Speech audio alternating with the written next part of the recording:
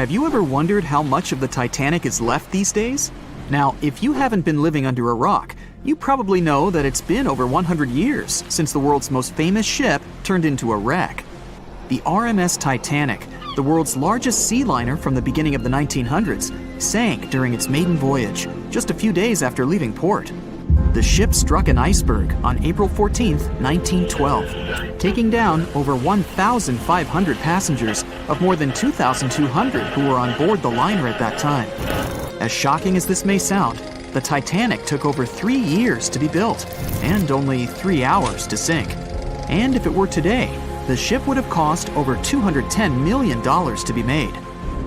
It was last seen on the surface of the Atlantic at 2:20 a.m., and for many decades, that was the last time people saw it.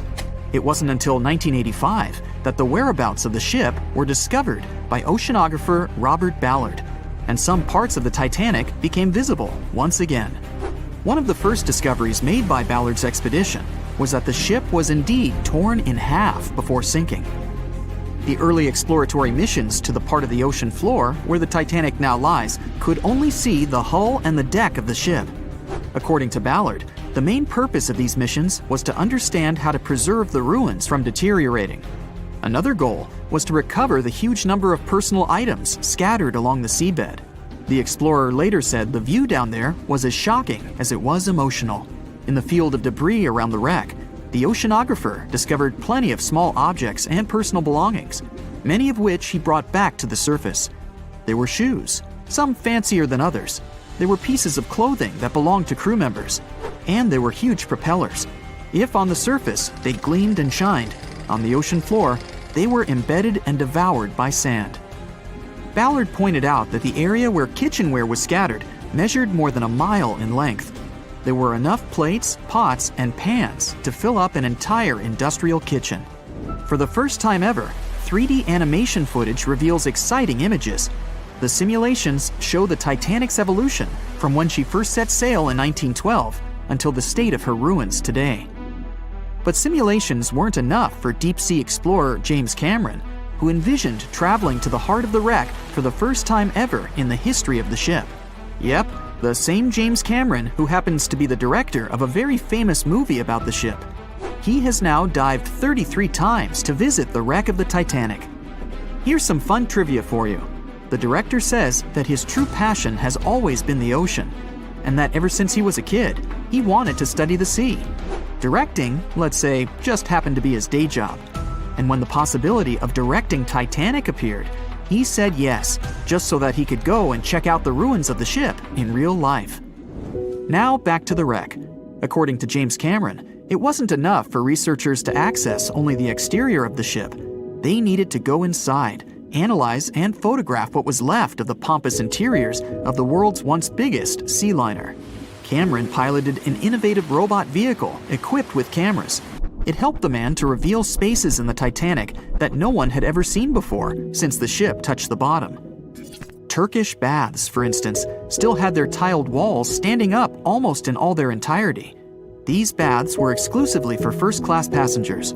They were located right next to the swimming bath and the third-class dining room, and were designed in the Moorish style.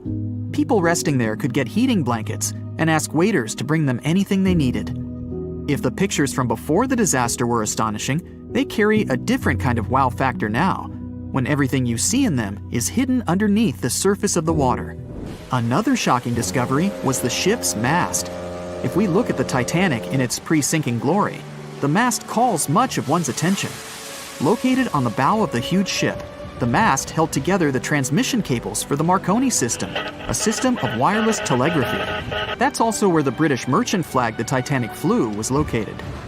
The mast stood at the height of a bit more than 100 feet and was equipped with a crow's nest. Nowadays, the mast is unrecognizable. Attacked by corrosion, it collapsed. The crow's nest broke apart too. Now we can see why the modern-day Titanic is a real treasure for deep-sea explorers. But as the wreck of the ship lies at an approximate depth of 12,500 feet, sunlight is non-existent there. So, piloted missions depend on high-end technological equipment to survey the area. Why do you think the Titanic went missing from the public eye for over 70 years? Well, because at that time, technology wasn't advanced enough for people to go down there, as well as bring back good footage of the wreck. Filmmakers were the ones who drove this technology to its advance by trying to film underwater. They began by building boxes to put their cameras inside. And now, deep-sea photography is highly advanced and allows us to marvel at the awesomeness of underwater life. Of course, taking pictures under the sea is no easy feat. For one thing, to withstand that crazy underwater pressure, submarines need to be really strong and have thick walls, no thinner than 11 inches. Plus, explorers need to understand how to film and photograph when there's almost no light around. There was another thing that made documenting the Titanic even more difficult. When the wreck of the ship was rediscovered by scientists, it was covered with red-colored rusty bacteria that made it even harder to take good pictures. As it happens, the color red does not reflect well underwater, which is unfortunate for photographers. For this reason, human-operated vehicles that go down to tour the ruins are equipped with powerful lighting devices. When you see some parts of the ship from afar, they look as if reddish-brown wax has been dripping all over the Titanic's ruins. But in reality, these icicle-shaped structures are colonies of microorganisms. When the ship sank, it brought down with it an enormous amount of bacteria that hadn't existed at the bottom of the ocean before. But now, these bacteria, together with the extreme conditions at the bottom of the ocean, have turned into a disastrous combination for the ruins of the ship. These red colonies of microorganisms actually feed off of iron and steel, which is basically all that is left of the Titanic. One kind of those microorganisms are bacteria called Halomonas titanicae. They can eat up to 220 pounds of iron per day. This makes the Titanic a colossal food source for them. There have been lots of speculations regarding the life expectancy of the ship's wreck after researchers discovered this bizarre rust. But according to Cameron and his research team, the Titanic isn't going to disintegrate anytime soon. In one of the latest expeditions down to the wreck, a piloted vehicle was funded to identify specifically one stateroom. It belonged to a very important passenger, Sir Benjamin Guggenheim. Yes, just like the museum. Guggenheim was the son of a mining magnate and a member of the elite group that boarded the transatlantic journey of the Titanic. Born in Philadelphia, Guggenheim was traveling back home to the US. But, as we all know, he never made it to his final destination. For the price that ranged from 400 to 800 pounds back in 1912, the equivalent of 84,000 pounds nowadays, one could book accommodation that was called a stateroom. Staterooms on the Titanic were the most luxurious kind of first-class rooms. They were located on the B or C decks and were decorated in more than 11 different styles, ranging from Jacobean, Georgian, Italian Renaissance, and the list goes on. These rooms were filled with carved paneling and marquetry made from exotic and rare kinds of wood, such as mahogany, oak, and so on. Guggenheim occupied one of these luxurious rooms, and 100 years later, one of his descendants funded an entire mission just to locate the precise stateroom the man stayed in. This expedition turned into a documentary for National Geographic, and they did manage to identify which stateroom was Guggenheim's, so kudos for them. Back when it was built, the Titanic was one of the largest and most luxurious passenger ships, with high-class features like a grand staircase, a swimming pool, and a gymnasium. People thought it to be unsinkable because of its advanced safety devices. Its tragic sinking on its maiden voyage in 1912 proved it wasn't at all the case. It wasn't until 1985 that the Titanic's wreck was finally rediscovered using state-of-the-art sonar technology. Ever since, thousands of items have been recovered from the Titanic, many of them being put on display or sold for auction. Things like jewelry, a life jacket, a menu from the ship's restaurant, or even a sample square of carpet from the first-class stateroom have all baffled the public and told stories of the many on-board people. Scientists have even tried to come up with strategies to get the Titanic back up, not because they want to put it up for display, but so it can be properly studied, and more importantly, to stop it from getting more and more damaged at the bottom of the ocean. Some have suggested filling the wreck with ping pong balls to make it float, while others even considered injecting it with 198,000 tons of Vaseline. Another creative solution was proposed: the idea of using a giant claw or scoop to lift the Titanic. Nobody came up with this device. Using 500,000 tons of liquid nitrogen to trap it in an iceberg that would float to the surface was also considered. But all these potential strategies had to be eventually let go, since the Titanic is way too fragile to ever be recovered. As the Titanic's iconic bow railings are in danger of collapsing, metal-eating bacteria continue to chew away at the ocean liner's wreckage. An undersea exploration company plans to gather data about the ship's deterioration in annual expeditions. They hope this will help them learn more about the Titanic, and also more about the ecosystem that shipwrecks create. The over 100-year-old ocean liner is also being damaged by deep-sea currents daily. Some experts predict that the ship could disappear in a few decades due to holes in its hull. The deck that passengers crowded on as the ship sank has caved in. The gymnasium near the grand staircase has also fallen in. And a 2019 expedition found that the captain's bathtub, which became visible after the outer wall of the captain's cabin fell away, is no longer there. Those annual expeditions also gather data about the creatures living at the site, including crabs and corals. Surprisingly, many species have only been seen there at the Titanic wreck, so scientists are curious to find out more about them. The most famous out of all these creatures is the Halomonas titanicae. It's a bacteria, and it was discovered on the wreckage of the Titanic. What's interesting about this creature is that it's able to thrive in extremely salty environments. It's also been resistant to several antibiotics, unlike other types of bacteria. It's probably because of this super bacteria that the deterioration of the ship's iron hull happened so fast. The expedition will also look at the debris field and its artifacts. On the site, there are still traces of little personal items like clothes and luggage. One of the most interesting stories about Titanic artifacts is that of the passengers' shoes. Most of the Titanic items that have been lost at sea deteriorated or disappeared completely. But not the shoes. They seem to be able to resist the harsh conditions. On top of that, the leather in most shoes is perfectly preserved, probably because of tannin, a substance used in the tanning process of leather. It helped the shoes resist the damaging bacteria found underwater. All this exploring might have gotten you all excited. If that's the case, I have some good news to share. You might even be able to join the expeditions. To personally explore the Titanic, you have to plan ahead and apply to be a mission specialist with OceanGate, the company responsible for the journey. However, this experience does come with a high price tag of $250,000. Despite the cost, this once-in-a-lifetime experience is in high demand because of the limited spots available.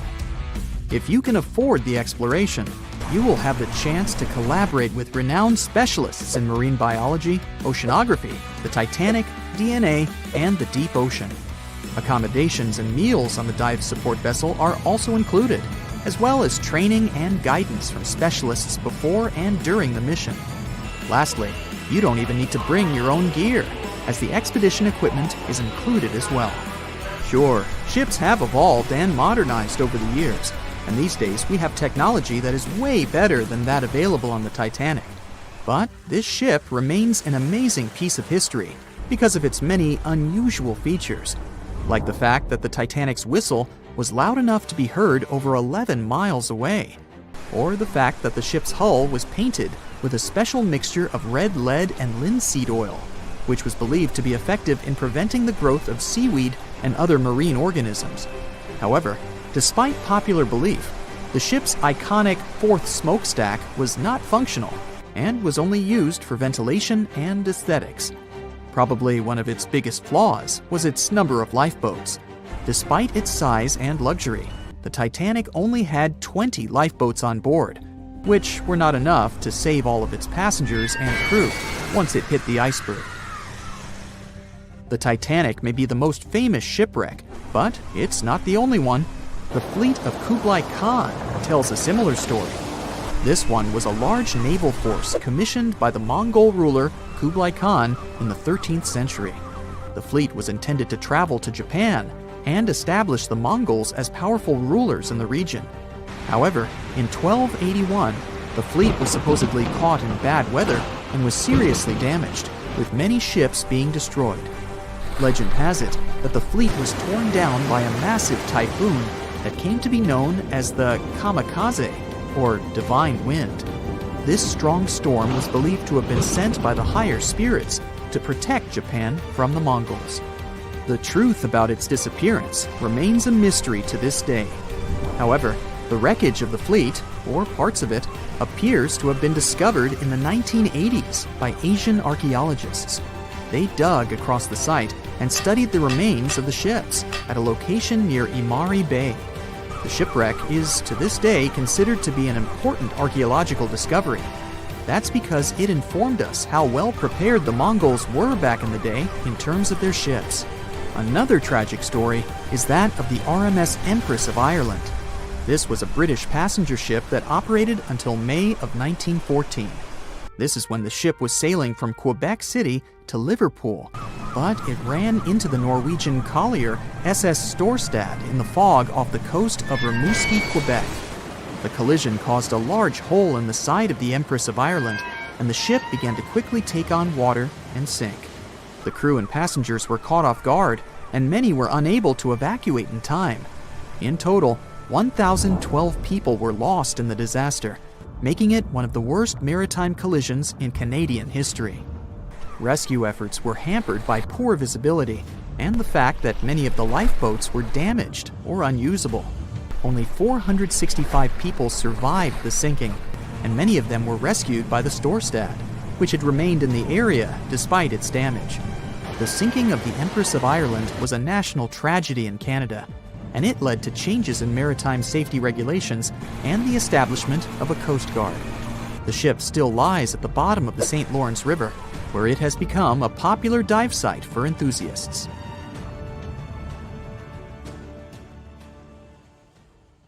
Titanic sank on April 14, 1912, and all of the passengers' belongings and ship's paraphernalia went down into the deep, dark waters with it.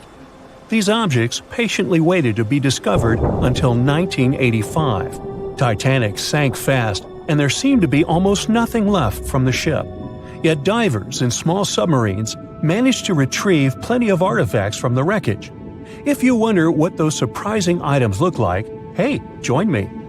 A number of museums have collections of Titanic items rescued by divers or donated by survivors and their relatives. And some of those items are even sold at auction. So if you're ready to spend a pretty penny on an exclusive artifact, hey, why not? The first artifact on my list is a pocket watch belonging to a Titanic passenger, John Chapman. John and his wife Elizabeth were on their honeymoon. When the ship hit the iceberg, Elizabeth was offered a seat on a lifeboat next to her friend Emily Richards. There was a problem, though. Mr. Chapman couldn't enter the lifeboat. Elizabeth turned to her friend Emily and said, "Farewell, if John can't go, I won't go either." Now, that's what I call true love. After a short time, the ship went under. If we step back and return to Chapman's pocket watch, we'll notice one more heartbreaking detail. Experts believe the watch stopped around the time the ship finally submerged. Do you remember the iconic scene in the Titanic movie where the ship's band continued to play while the ship was sinking? The violin, played by the real musician, was sold in an auction for $1.7 million in 2013. They say the band played "Nearer My God to Thee" as the ocean liner sank.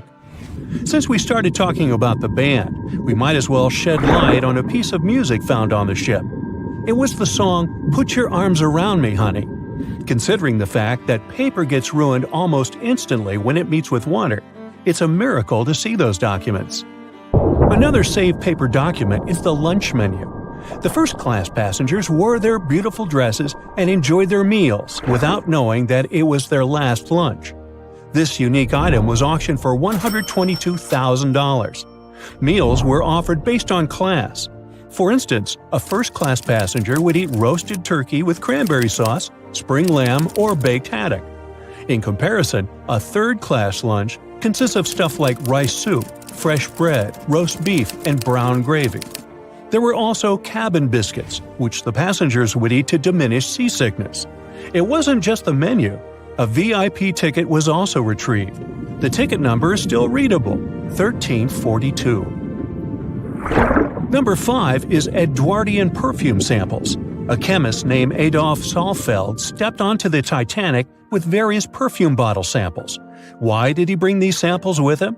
Well, Saalfeld planned to open a fragrance store in America. 61 vials of perfume sank with the ship. Luckily, their owner managed to survive and get there safely, but his samples sank and were only rediscovered some time ago by the divers. When we accidentally drop a plate, it usually shatters into pieces. Now, there's a question. Do you think an unbroken plate can be recovered from Titanic?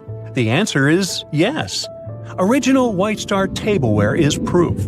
Apparently, each class of passengers didn't just get different meals, but was also served with different types of plates. The retrieved plates have a green and brown floral motif. The edges have a gold rim, and there's a logo in the center. By the way, they're sold at auction, and you can find them online. Let's carry on with touching personal stories. The love story of Rose and Jack that we see in the movie is fictional, but the ship surely witnessed many romantic tales. Here's a love letter to prove this. The messages tell us a story about how life was on the ship during the last few days. It was written by Kate Buss on April 10th. She mentioned how seasick she felt and other things, such as she was supposed to go to dinner in a half an hour. This letter wasn't the only letter divers took to the surface. For example, there's the letter Esther Hart wrote to her little daughter Ava. It was sold at auction for £119,000. This letter is probably the last letter written on board, since it was completed only 8 hours before the tragedy. The letter is not that damaged because it was in the pocket of Esther's husband's coat. Another letter we can mention is Dr. John Simpson's letter. Those words were the last words that he wrote to his mother. Let me introduce you to Edith Rosenbaum. She was on the ship with her lucky toy pig. Edith had been severely injured in an accident before she sailed on the big ship. The toy was a present from her mother as moral support for her recuperation process. It was actually a music box in the shape of a pig. Edith used it to calm frightened young people in the same lifeboat. The next item on the list is the scout whistle of Lillian Winifred Bentham. She was a second-class passenger. On that terrible night, Lillian was in her stateroom. She didn't believe that the Titanic could sink. After all, it was the unsinkable ship. Her friend came to her and convinced her to hop into a lifeboat. Only then did she realize how serious the situation was. Moments later, she saw the ship break into 2 parts. As the lifeboat floated into the night, Lillian saw a crewman who was also rescued. Without a second thought, she wrapped the man with her fur coat. It was freezing, so she probably saved the man's life by doing that. The young man wanted to thank her for her kindness, so he gave Lillian a scout whistle. It was the whistle he used throughout the night to call for help. This pair of white gloves is one of the rarest artifacts recovered from Titanic. These cotton gloves belong to a gentleman. The owner's identity is unknown. Fabric can't last underwater for decades, but these gloves look fine, and you can still see the fine detailing and elegance.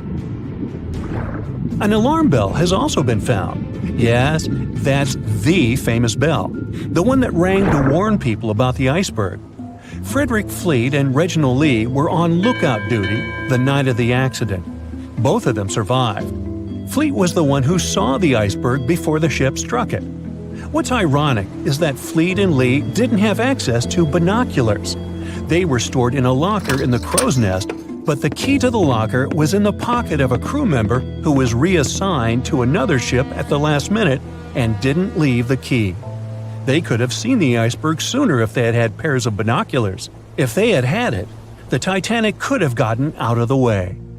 Divers discovered not just belongings of passengers or the crew, but also pieces belonging to the ship itself. Our next artifact is the Grand Staircase. Some parts of this iconic structure are recovered from the wreck. Turns out that this staircase became a meeting spot among first-class passengers. If they wanted to visit the Turkish baths for a spa day or eat dinner, they met at the staircase and went together. This staircase was a sign of how luxurious some parts of Titanic were. Another miraculously saved object that belongs to the ship is its plan. It was one of the most expensive artifacts sold at auction. The plan is around 30 feet wide. What else? The logometer was also discovered. It's a device used to check the sailing speed of the ship and the distance it covers. The experts say that from the start at noon on April 14th, the device logged 268 nautical miles. And there's more. A giant chunk of hull, known as the Big Piece, was also found. This fellow weighs 15 tons. The larger portholes were for the cabins, and the smaller ones were for the restrooms. This piece was found in 1994, but it was in 1998 when it was successfully taken out. After all these years spent underwater, it was swarming with sea life. Still surprisingly, the portholes still had glass. Now, let's assume you were a diver and you could only take out one of these objects. Which one would you pick? At 11:40 p.m., the Titanic made contact with an iceberg in the North Atlantic Ocean. Many artifacts were found and restored, like parts of the ship, jewelry, and dining plates, to name a few. It took approximately 3 hours for the ship to be completely submerged in the remote icy water. The night was cold and very much alive. The orchestra was playing music as they enchanted the guests on board. Everyone was excited to arrive in America. It was still considered an amazing feat for a ship to cross the Atlantic back in 1912. But as the day went ahead, there was an atmosphere of impending doom for the captain and his crew. No one else felt it though. It seemed to them nothing could possibly go wrong, and this would just be another regular night. To them, the Titanic was unsinkable. The last thing on your mind when thinking about the Titanic is the mail crew. Yes, there were mailmen on board delivering mail to America. It may seem like a pretty mundane occupation, but there was a very tough test to pass in order to be accepted on board. And only a few top candidates would qualify, and those few would get shortlisted and accepted. John Starr March, an American, was one of these mailmen earning between $1,000 to $1,500 a year working on the Titanic. Back in 1912, this was considered to be a lot of money. They were not officially part of the ship's crew, since the mail crew was placed near the third-class quarters. But given their influence and resistance, they were eventually moved and given a private dining area. March got this job since he needed the money to support his family. He found a perfect way to earn some big bucks, working on a large ship traveling across the ocean. He was 51 at the time and came from New Jersey. Sadly, he was on board when the ship sank and didn't make it. But they recovered a pocket watch that gives us a little insight into what happened that fateful evening. It's a gold case engraved with filigree and had a caption saying it was made by the Elgin National Watch Company. On the surface, you'd think this would just make a pretty cool antique sitting over the fireplace, but there are some unusual details about it. There are obvious signs water seeped beneath the glass, and the black arms of the watch indicate the time to be exactly 1:27. It leaves us wondering why the clock stopped at this precise hour. What was the owner doing? The mail clerks were operating a fully functioning and efficient mail sorting facility on board the Titanic. This wasn't something you'd come by often on a cruise ship, since typical ocean liners use closed mail bags to transport the mail from one port to another. But the mail sorting facility on the Titanic allowed passengers to send out postcards whenever the ship docked in transit zones in Ireland and France. According to reports, people started heading back to their rooms at around 11 p.m., but some of them were still hanging around and enjoying their night.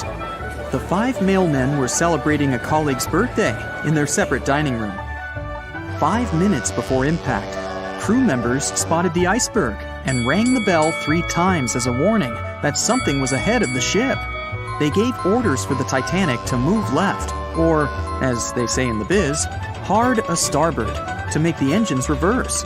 It was not enough to avoid the great impact. At 11:40 p.m., the Titanic struck the iceberg, and disaster erupted on the inside. Not just water seeping in and ultimately sinking the ship, but panic and chaos among the passengers and crew members. Captain Smith reached the deck and was informed that the Titanic had hit an iceberg. And at the same time, the mailroom began filling with water. We know that the 880-foot ship was completely submerged at around 2:20 a.m., with 706 survivors. The time between the impact and the sinking was really eventful. At midnight, they started getting the lifeboats ready for the passengers to evacuate. Orders were given for women and children to board the safety boats with some crewmen to guide and operate them. The problem was that the 20 safety boats available could only host 1,178 people out of the total of more than 2,200 passengers on board. March and his colleagues began sorting out the mail. There was chaos in directing and ordering around. With each second passing, icy cold water was filling the ship. 15 minutes after midnight, Captain Smith ordered his crew members to send out a distress signal. Even though SOS was established earlier than the Titanic, many others used CQD. The CQ stands for General Call, and the D is Distress. The Frankfurt was too far away to help, even though it was one of the first to respond. Even the Titanic's sister ship, the Olympic, responded, but it also was too far away. At 12:20 a.m., the Carpathia received the urgent message and redirected from its original course to help them out, even though they were 58 nautical miles away. Although this was some relieving news, the water kept seeping in at an alarming rate. It wasn't easy to keep everyone calm, knowing that the ship could be underwater in a matter of hours.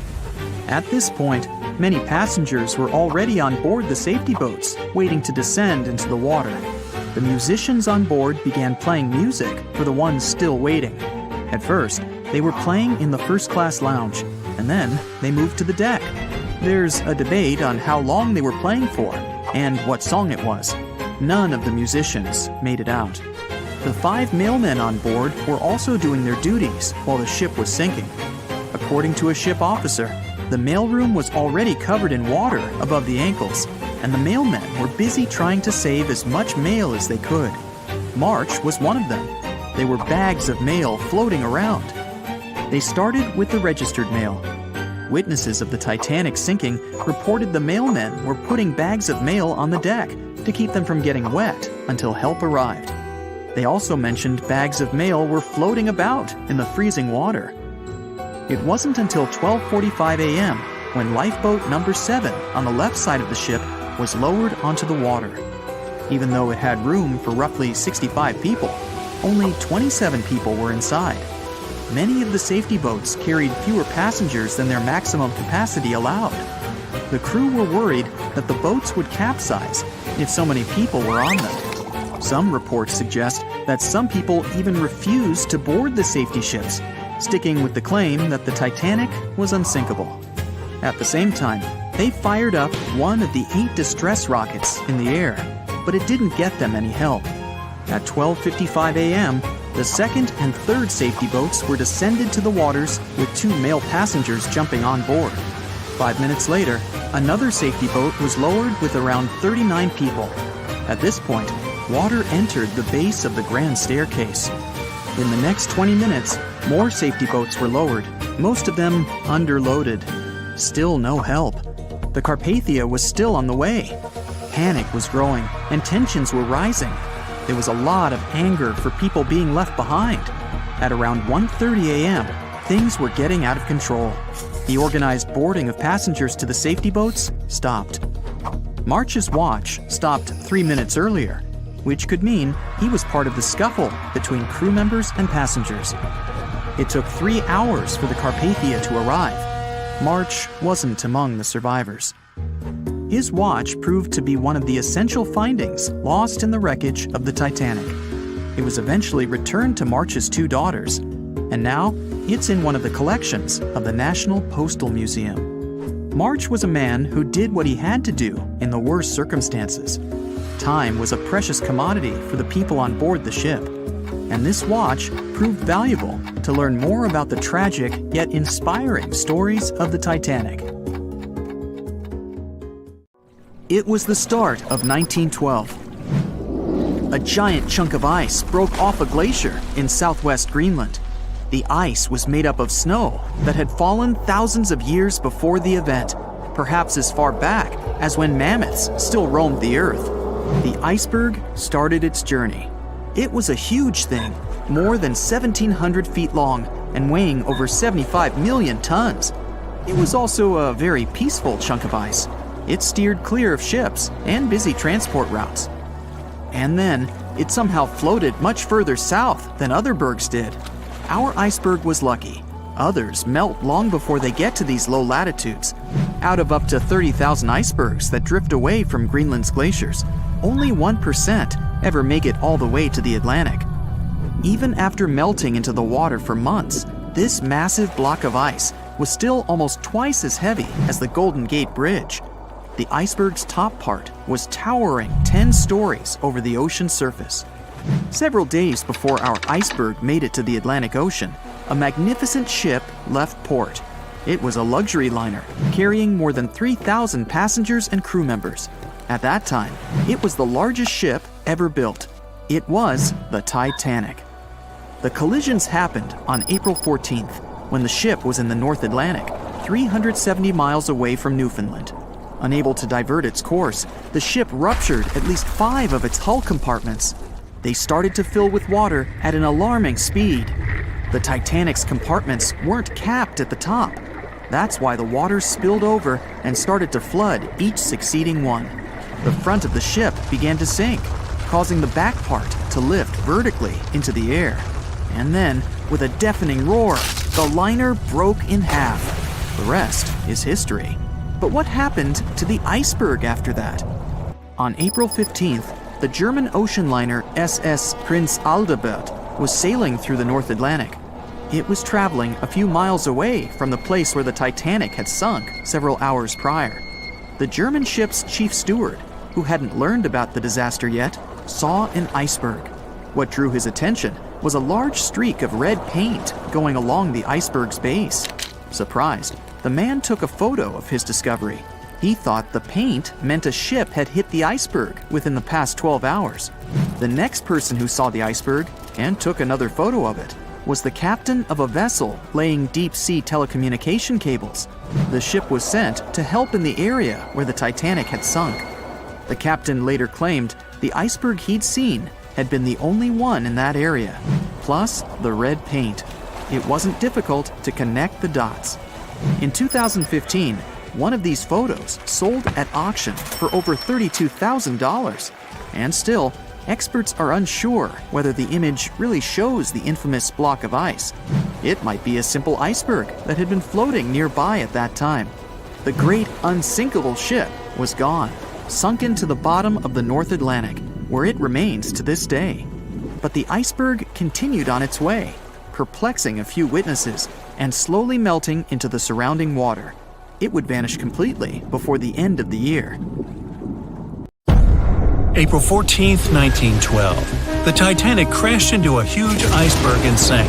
Yep, we've covered that. But what if this time we use the ice to bring the ship to the surface? This requires several thousand feet of wire mesh and a lot of liquid nitrogen. Our goal is to put the Titanic in a huge block of ice that will raise the ship to the surface. Now to do this, you need to wrap the wreck in a wire mesh and cover it with liquid nitrogen. The first problem you face is the inability to wrap the ship completely. You need to somehow lift the ship a little to put the mesh under it. Let's say that by some miracle you manage to do so. Next, you need to transport hundreds of large tanks of liquid nitrogen. You're underwater, opening the tanks, and it's so cold that the icy water of the Atlantic Ocean looks like it's boiling. The nitrogen just sizzles, dissipates, and certainly doesn't create a block of ice around the mesh. Alright, new attempt. Raise the Titanic with the help of huge magnets. For this, you need a large cruiser and some powerful magnets. You attach thick cables to the magnets and lower them to the bottom. Bright projectors illuminate the black ocean depths. Parts of the wreck are visible. The magnets descend lower and cling to the iron hull of the ship. The cruiser pulls the cables and magnets up. Some of them detach from the Titanic as the iron surface is covered with reefs and corals. Some parts of the wreck break away from the ship and rise. The power of the cruiser is not enough. One of the cables is torn. Not only the weight of the individual parts of the Titanic, but also the colossal water pressure interferes with the operation. The sunken ship can't be raised completely, only its small parts. In reality, there has already been an attempt to raise the Titanic in parts. The $5 million operation failed. Nylon slings were attached to a large part of the wreck. The other ends of the slings were connected to the diesel engines. For the entire operation, they used a mini submarine. A piece of the Titanic weighing 21 tons was pulled up, but one of the slings broke because of the strong water pressure. Then, one by one, the other cables began to snap, and a huge piece fell back to the seafloor. By this time, all the participants of the rescue operation had run out of food supplies, and it was far from the nearest shore, so they decided not to make a second attempt. A book was written and a movie was made about how the Titanic was lifted with compressed air. In reality, no one even attempted this operation. To do this, you'd need several hundred large cylinders of compressed air. At first, you install them inside the Titanic's hull and wait for them to pull the ship to the surface. As soon as you lower the cylinders under the water, they immediately float upwards. This greatly complicates the operation. You need to fasten the cylinders with cables and pull them down to the bottom using a powerful submarine, or better yet, several of them. Because of the high pressure, the cylinders might burst. In this case, the blast wave would hit other cylinders and provoke a catastrophe. Too expensive and unsafe. The most expensive and complex plan to raise the Titanic is probably the one where scientists somehow extract hydrogen and oxygen from the ocean water. Then, these extracted elements must fill special containers. Those containers are attached to the ship, and the Titanic would rise to the surface. Even if you extract oxygen and hydrogen from millions of tons of water, the rest of the ocean water will replace it. A machine that will be capable of such filtering should cost billions of dollars. Or you can come up with a chemical element that will use a chain reaction to purify all the water. In this case, the entire world ocean will be left without vital oxygen. Someone once suggested blowing up the Titanic. You'd need to lower several boxes of dynamite to the ocean floor. The boxes must be completely sealed to prevent the dynamite from getting wet. Next, you need to run several miles of wire conducting an electrical current to them. Once all this is done, you sail to a safe distance. Now, you're going to press the button to pass the current through the wire and activate the dynamite. 3, 2, 1, stop! Why would you do this? Even if it works, the wreckage of the Titanic will be scattered in all directions on the seabed. It will be impossible to lift the Titanic from the ocean.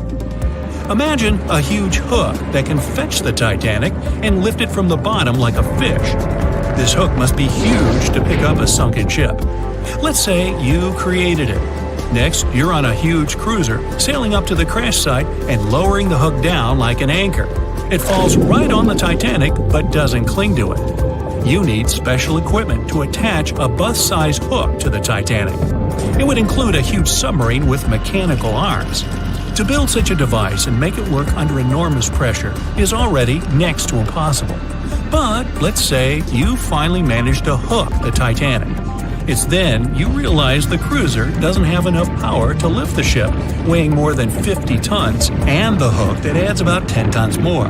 To complete your task, you'll need a few more cruisers and a few extra $1 million. Once hot wax cools, it hardens and floats on the water surface. What if we deliver it to the ocean floor and pour it inside the Titanic? This may work, given that wax is not an expensive material. So, you melt the wax, pour it into strong tanks, and pull them to the bottom with the help of a submarine. The tanks can withstand enormous pressure, and the submarine has enough power to lower the wax to such a depth. The containers are placed inside the Titanic. Through a remote control, you open the containers, but the wax doesn't pour out. The deeper you go, the colder the water gets. While you were delivering the containers to the ship, the wax was cooling down and getting solid inside. Several containers are pressed against the top of the ship, but it's not enough to lift the Titanic. Other containers simply float away to the surface. And even if the containers were thermostatic and kept hot inside all the time, once released, the wax would solidify in an instant. There would just be no time for it to spread and cover the Titanic from within, so it would just float up as well. Alright, you fill several large and sturdy bags with Vaseline. This substance acts just like wax in the cold. It gets solid and floats.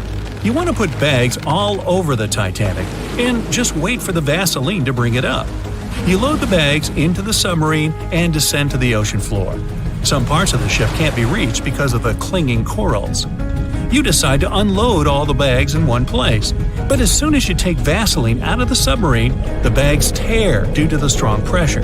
Solid pieces of Vaseline float up, pushed by the water. Mission failed. The craziest idea is to fill the Titanic with millions of ping pong balls.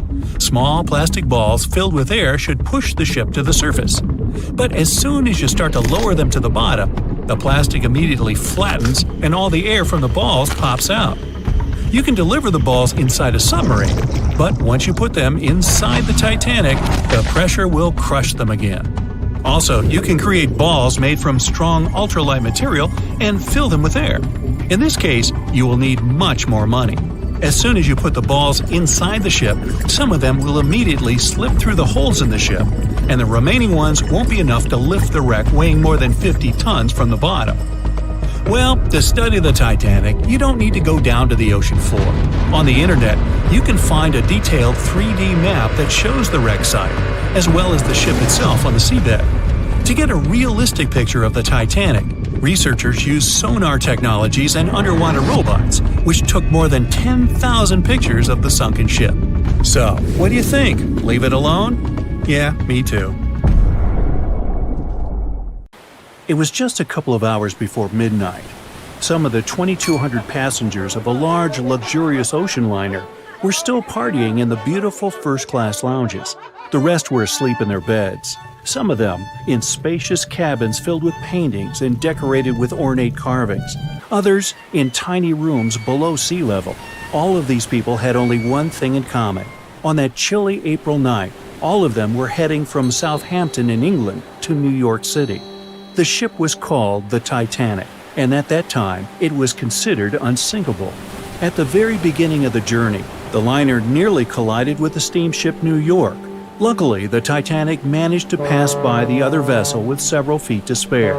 A common sigh of relief escaped the passengers crowding the liner's decks. Little did they know what was awaiting them in the near future.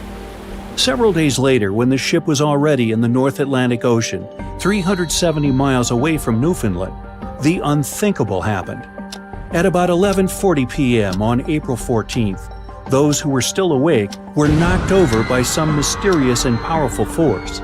Passengers who were already in their beds got catapulted to the floor. Screams and total confusion. Months before the disaster struck, a ginormous chunk of ice had broken away from a glacier in southwest Greenland.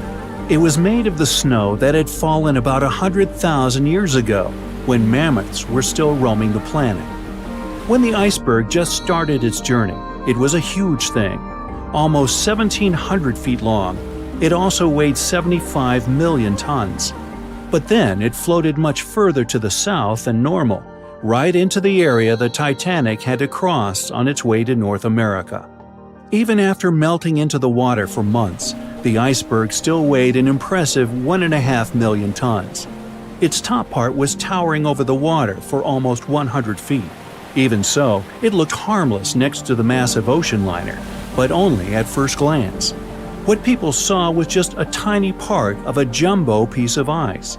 The largest part of any iceberg is hidden under the surface, with a mere 1/10 visible above the water. The Titanic iceberg wasn't an exception. The moment the ship collided with it, the vessel was doomed. Unable to divert its course, it crashed into the ice, rupturing at least 5 of its hull compartments. They immediately started to fill with water, which then flooded each succeeding compartment. The front of the ship started to sink. This raised the back part almost vertically into the air, and then, with a deafening roar, the liner broke in half. The rest is history. But what if what we know about the disaster is not true? What if the ship hadn't been wrecked by an iceberg? What if it had been something more treacherous and way more alive that sank the Titanic? Far, far beneath the surface, in the ocean's dim, dark depths, a shadow lurks. Imagine an enormous creature, round, flat, and full of arms, or rather, powerful tentacles. It resembles a giant squid or octopus, but much, much bigger. Its descriptions go from as long as 10 ships to 1.5 miles long. Rumor has it unlucky sailors sometimes mistake the sea monster for an island, but instead of stepping on dry land, they're dragged down into the ocean. These people meet the Kraken, a legendary creature feared by everyone who sets off on a sea voyage. Usually, the Kraken haunts the seas off the coast of Norway through Iceland and all the way to Greenland.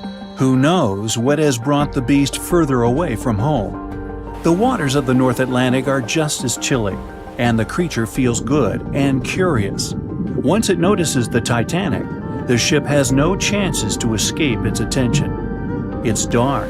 That's why those on the ocean liner don't notice the first alarm bells. The water around the ship starts to bubble.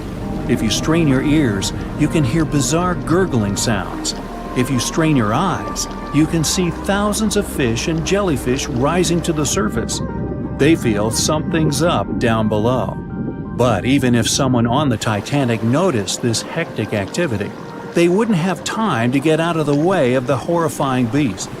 Its enormous size and super long and strong tentacles turn it into a predator you can't escape. A 9-year-old boy standing on the deck knows nothing about the sea monster.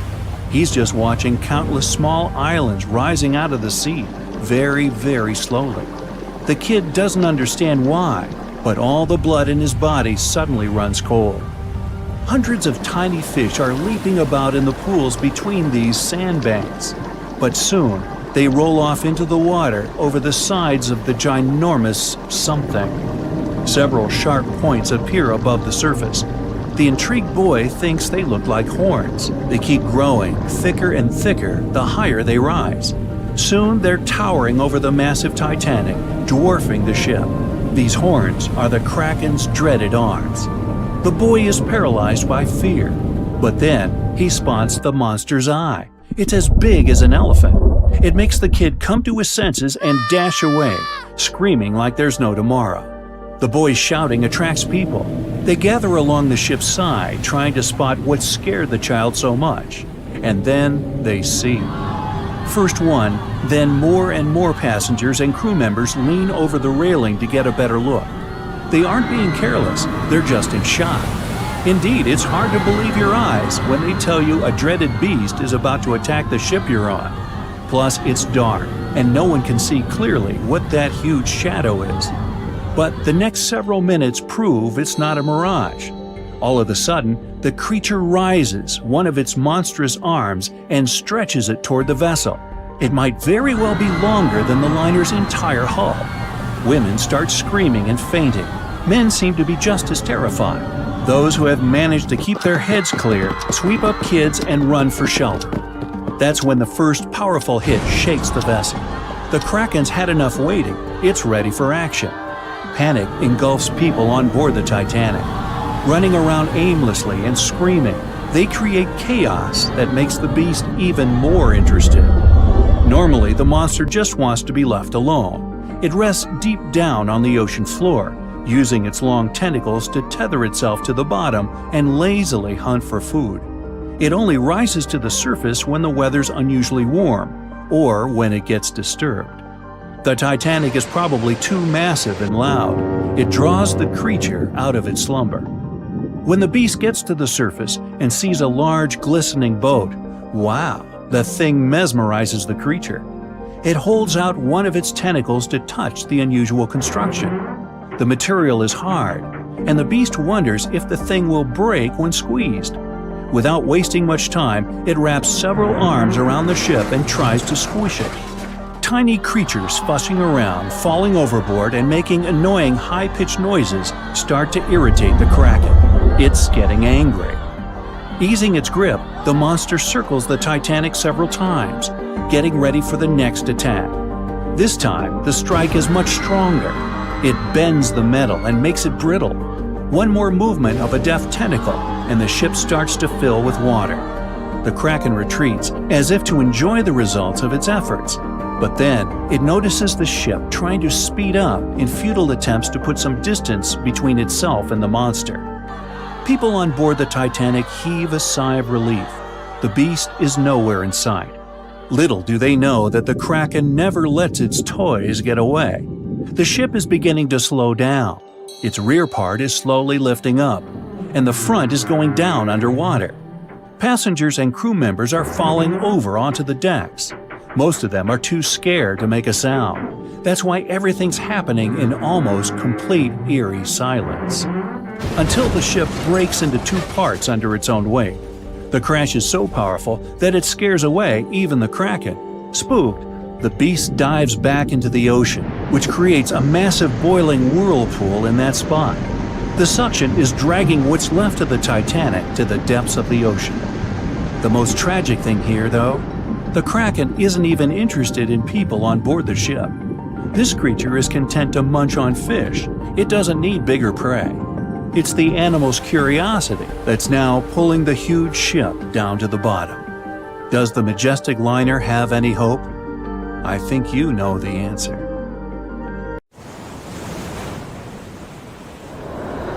The Kraken is a colossal squid, a legendary sea monster, the biggest hunk of calamari you ever saw.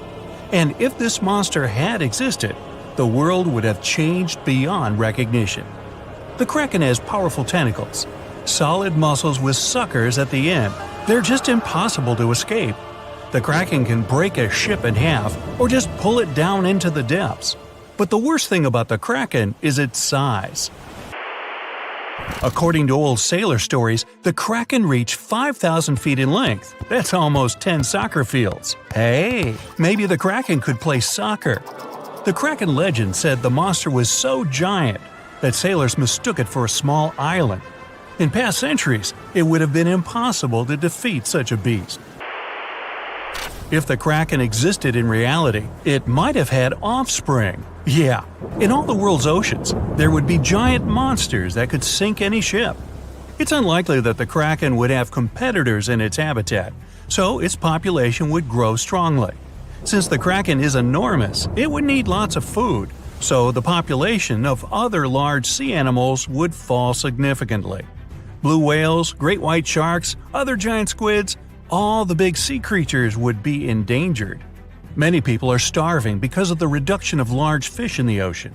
Urban economies that rely on fishing will be in decline. Prices for small fish around the world are getting more expensive because it's unsafe to fish. To defeat the Kraken, you need powerful weapons, but the monster is tough to catch. The Kraken belongs to the cephalopod genus. This species includes squid and octopus, some of the most intelligent creatures on the planet. The Kraken is a skilled hunter and will never fight in the open. So, what can you do? You can't track the Kraken because it approaches from the depths, not the surface. Though you may be able to tell that the monster is somewhere nearby if a lot of fish surface. When the Kraken swims, it scares all the fish in the vicinity. But it might already be too late. A huge tentacle emerges from the water, resembling a high tower. This tower falls on the deck of the ship, shattering it. The sailors scream and run. The Kraken lands a second blow, and the vessel is almost capsized. Next, the Kraken wraps its giant tentacles around the ship and pulls it to the bottom. Oh boy! What if the sailors managed to detach the ship from the tentacles of this monster? With the help of powerful weapons, the ship's crew strikes back. The Kraken retreats under the water. It's hurt, angry. It seems the battle is over, but here comes the worst. A whirlpool forms beside the ship. Thanks to its considerable weight, when the Kraken dives, it creates a whirlpool behind it. Like a drain in a giant bathtub, this whirlpool sucks the ship down. The battle with the Kraken is lost. Well, that was unfortunate. You might be able to defeat the monster if you can anticipate its attack in advance. But the Kraken can see you and your ship before you can see it. Colossal squids live in deep waters, and they have the largest eyes among all animals. The squid's eye is the size of a dinner plate. Thanks to this, they can see their prey from far away. Similarly, a Kraken would spot the ship much sooner than sonar could pick up the Kraken. It would always have the drop on you. Well, that's not good. Around the world, cargo transportation by ship is declining. Airlines provide the only safe connection between the continents. This will increase air pollution. The most successful enemy of the Kraken is submarines. They travel at great depths and are equipped with powerful echolocators to help detect the Kraken in advance. Subs are well armed too, and the round metal body is not so easy to destroy. A single Kraken may be defeated by a submarine, but what if there are several sea monsters? 3 Kraken can wrap their tentacles around the submarine and drag it deeper into the water where the pressure will destroy their enemy. In other words, they'll have a crush on you.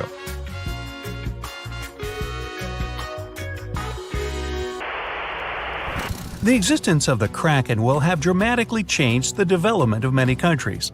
What if Christopher Columbus, on his famous journey, noticed an island that he thought was the New World? He approaches it, but tentacles emerge from the island and sink Columbus's ship. The colonization of North America is delayed, maybe until airplanes are invented, and the first crewed flight wasn't until the 20th century. There would be no Hollywood, there would be no hamburgers, no famous American music playing. There wouldn't be YouTube, which means you wouldn't be watching this video right now. Worst of all, the internet wouldn't exist either. And all this because of one stupid monster squid. The Vikings wouldn't sail on their long ships to raid and settle foreign territories. The history of Norway, Sweden, Finland, and other Nordic countries would have changed drastically. Hey, maybe the Titanic wouldn't have hit an iceberg, but a giant sea monster instead. Though it's unlikely that people would take trips on huge ocean liners in a world where the Kraken exists. Maybe though, the Kraken isn't all that aggressive. Still, they need a lot of food, and because of the growing population of these monsters, there will be much less food in the ocean. Therefore, the Kraken will increasingly come to the surface for hunting. In the future, the Kraken will migrate closer to the shore. In many countries, people then are not allowed to swim in the ocean. Imagine floating on the waves and a monster the size of a skyscraper is swimming right below you. Relaxing at sea and on the beach will no longer be popular. Many countries that live off tourism become impoverished. When the Krakens grow hungrier, they try to capture prey from land. A huge squid could attack small port cities. Houses, docks, streets, everything can be crushed. A tremendous amount of plastic is thrown into the ocean near the coasts of large countries. Billions of tons of plastic will bother the Kraken. An angry, hungry monster can attack bridges like the Golden Gate Bridge. Imagine that a huge squid surrounds the bridge and blocks all traffic. Some of these squids could break the strong cables with their power, and the entire structure would collapse into the water. Ooh! It's good that the Kraken doesn't really exist to swim in our seas and oceans, at least as far as we know. But could the monster have actually existed? Legends stretch back years, but scientific evidence appeared in the middle of the 19th century. In 1857, a 3-inch diameter squid beak was discovered on the coast of Denmark. Other huge squid remains were found in the Bahamas, and then scientists were convinced that gigantic squids existed. While colossal squid has been officially discovered since then, it's been more than 100 years, and we still don't know what max size they can grow to. The fact is, colossal squids are one of the most elusive creatures on Earth. They live in the depths of the ocean where it's challenging for scientists to reach. Any dive to a greater depth requires powerful, bulky equipment. Underwater bathyscapes and cameras make a lot of noise and light, which squids notice from afar. They flee before we can see them. The legend of the Kraken probably appeared because of a real colossal squid. People in the past didn't know about these creatures' existence, so when they saw one for the first time, they described it as a massive, terrible monster. It's difficult to say if these huge squids were the size of a small island, because the truth is, we've only studied about 5% of the ocean. It may be that in its depths, monsters much more terrible than the Kraken swim. Like my nephew, Peter. Two legendary athletes who shook up the tennis world had the unfortunate luck of meeting on the unsinkable ship Titanic in 1912. Without realizing it, they'd reunite on the tennis court where they'd be playing against each other. Here's how it all went down, twice. Richard Norris Williams was born in January of 1891 in Geneva.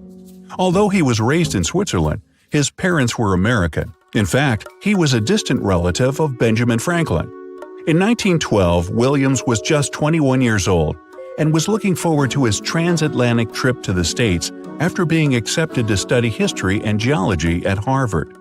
But before his student life started, he had something else planned. He loved playing tennis and was quite the athlete. So he and his father decided to travel earlier than his mother in order to take part in a few tournaments. Williams and his dad took the train from Geneva to head to Cherbourg, France, where they would board the Titanic. On the way, Williams noticed a familiar face in one of the cars. It was another well-respected tennis player by the name of Carl Bear. The two locked eyes for a moment on the train, not realizing that fate was about to align their lives in an incredible way. Bear was 26 years old at the time. He was born in 1885 in Brooklyn, New York. He had already completed his studies at Yale in law. 2 years before boarding the Titanic, he'd taken the bar exam. But you see, just like Williams, he also loved tennis a little too much. He'd already become famous in the tennis world for representing the United States in the 1907 Davis Cup final. But unfortunately, he lost in the doubles final at Wimbledon that same year. But Bear was boarding the Titanic for a more personal reason than Williams. He'd fallen in love with his sister's friend, Helen Newsom, and was planning to marry her. But it wasn't that easy. Her family wasn't in favor of their relationship at all. Helen was from Ohio, and her parents had decided to take her on a grand European trip to separate the couple. But as soon as Carl found out, he rearranged his business schedule and joined Helen. After the European adventure was over, all of them were going to return to America together on the unsinkable ship. Bear was a first-class passenger and was given the cabin C-148, and Williams and his father were first-class passengers in the shelter deck. The tickets they bought for each suite cost 30 British pounds, and to put that into perspective, that equals $4,060 today. A few days after setting off, tragedy struck when the Titanic hit the iceberg. As the situation became clear, panic set in, and people were hastily instructed to get into the lifeboats.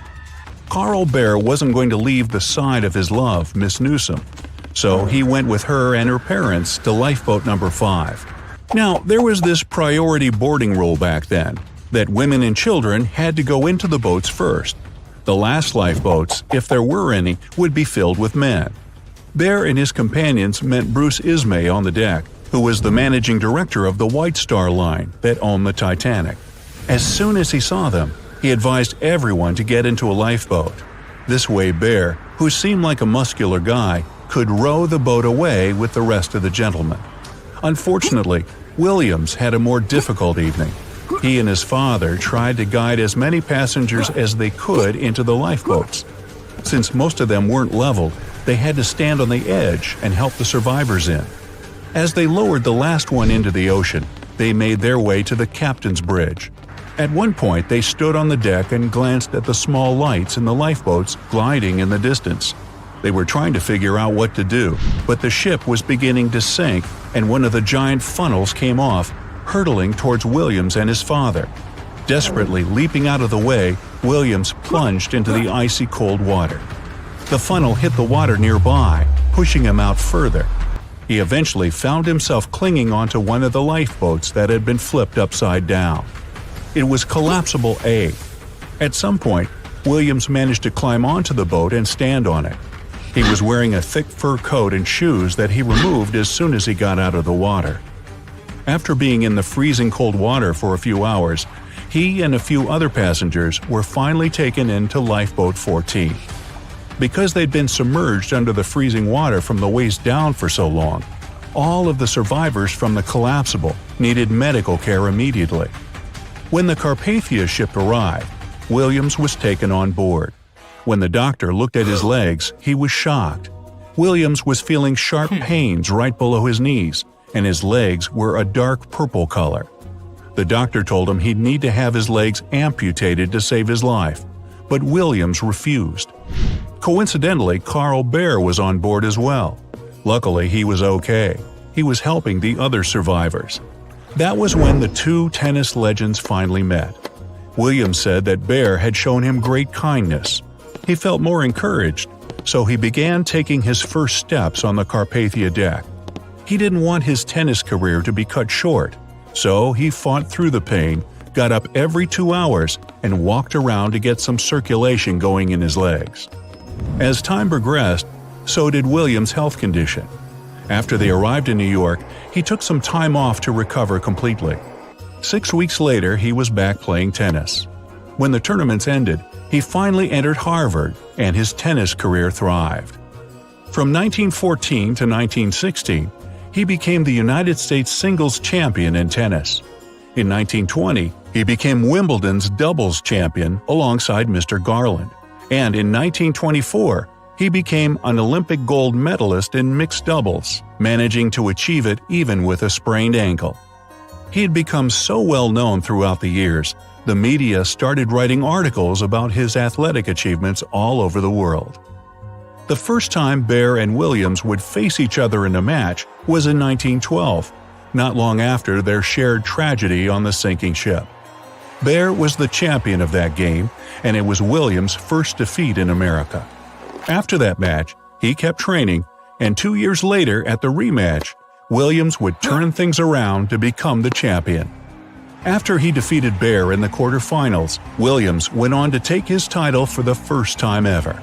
He became one of the best tennis players of his time, winning the Davis Cup 5 times, the Wimbledon doubles, and the U.S. Nationals twice. Both of these legends were given a place in the International Tennis Hall of Fame.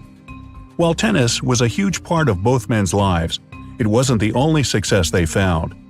After their sports careers were over, they both became remarkable financiers. Bear gave up on his career as a lawyer and became interested in banking. At one point, he became the director of an interchemical company. Interestingly, Williams also followed a similar path. He became an investment banker and was the president of the Historical Society of Pennsylvania. Many years after the incident, 2 books came out sharing the two men's stories on the Titanic. Nobody knew about their encounters or their friendship. The similarities between them were uncanny. It's what you'd call 2 peas in a pod. Neither of them cared much about their achievements in the tennis field. They just enjoyed playing. But they also never talked about the time they spent on the Titanic. It was the very beginning of the year 1912. A giant chunk of ice broke off a glacier in southwest Greenland. The ice was made up of the snow that had fallen about 100,000 years before the event. That was the time when mammoths were still roaming the planet. The iceberg started its journey. It was a huge thing, more than 1,700 feet long. It weighed around 75 million tons. It was also a very peaceful chunk of ice. It steered clear of ships and busy transport routes, not that there were many in the place where the iceberg was born. And then, it somehow floated much further to the south than other bergs did. Our iceberg was lucky. Others melt long before they get to these latitudes.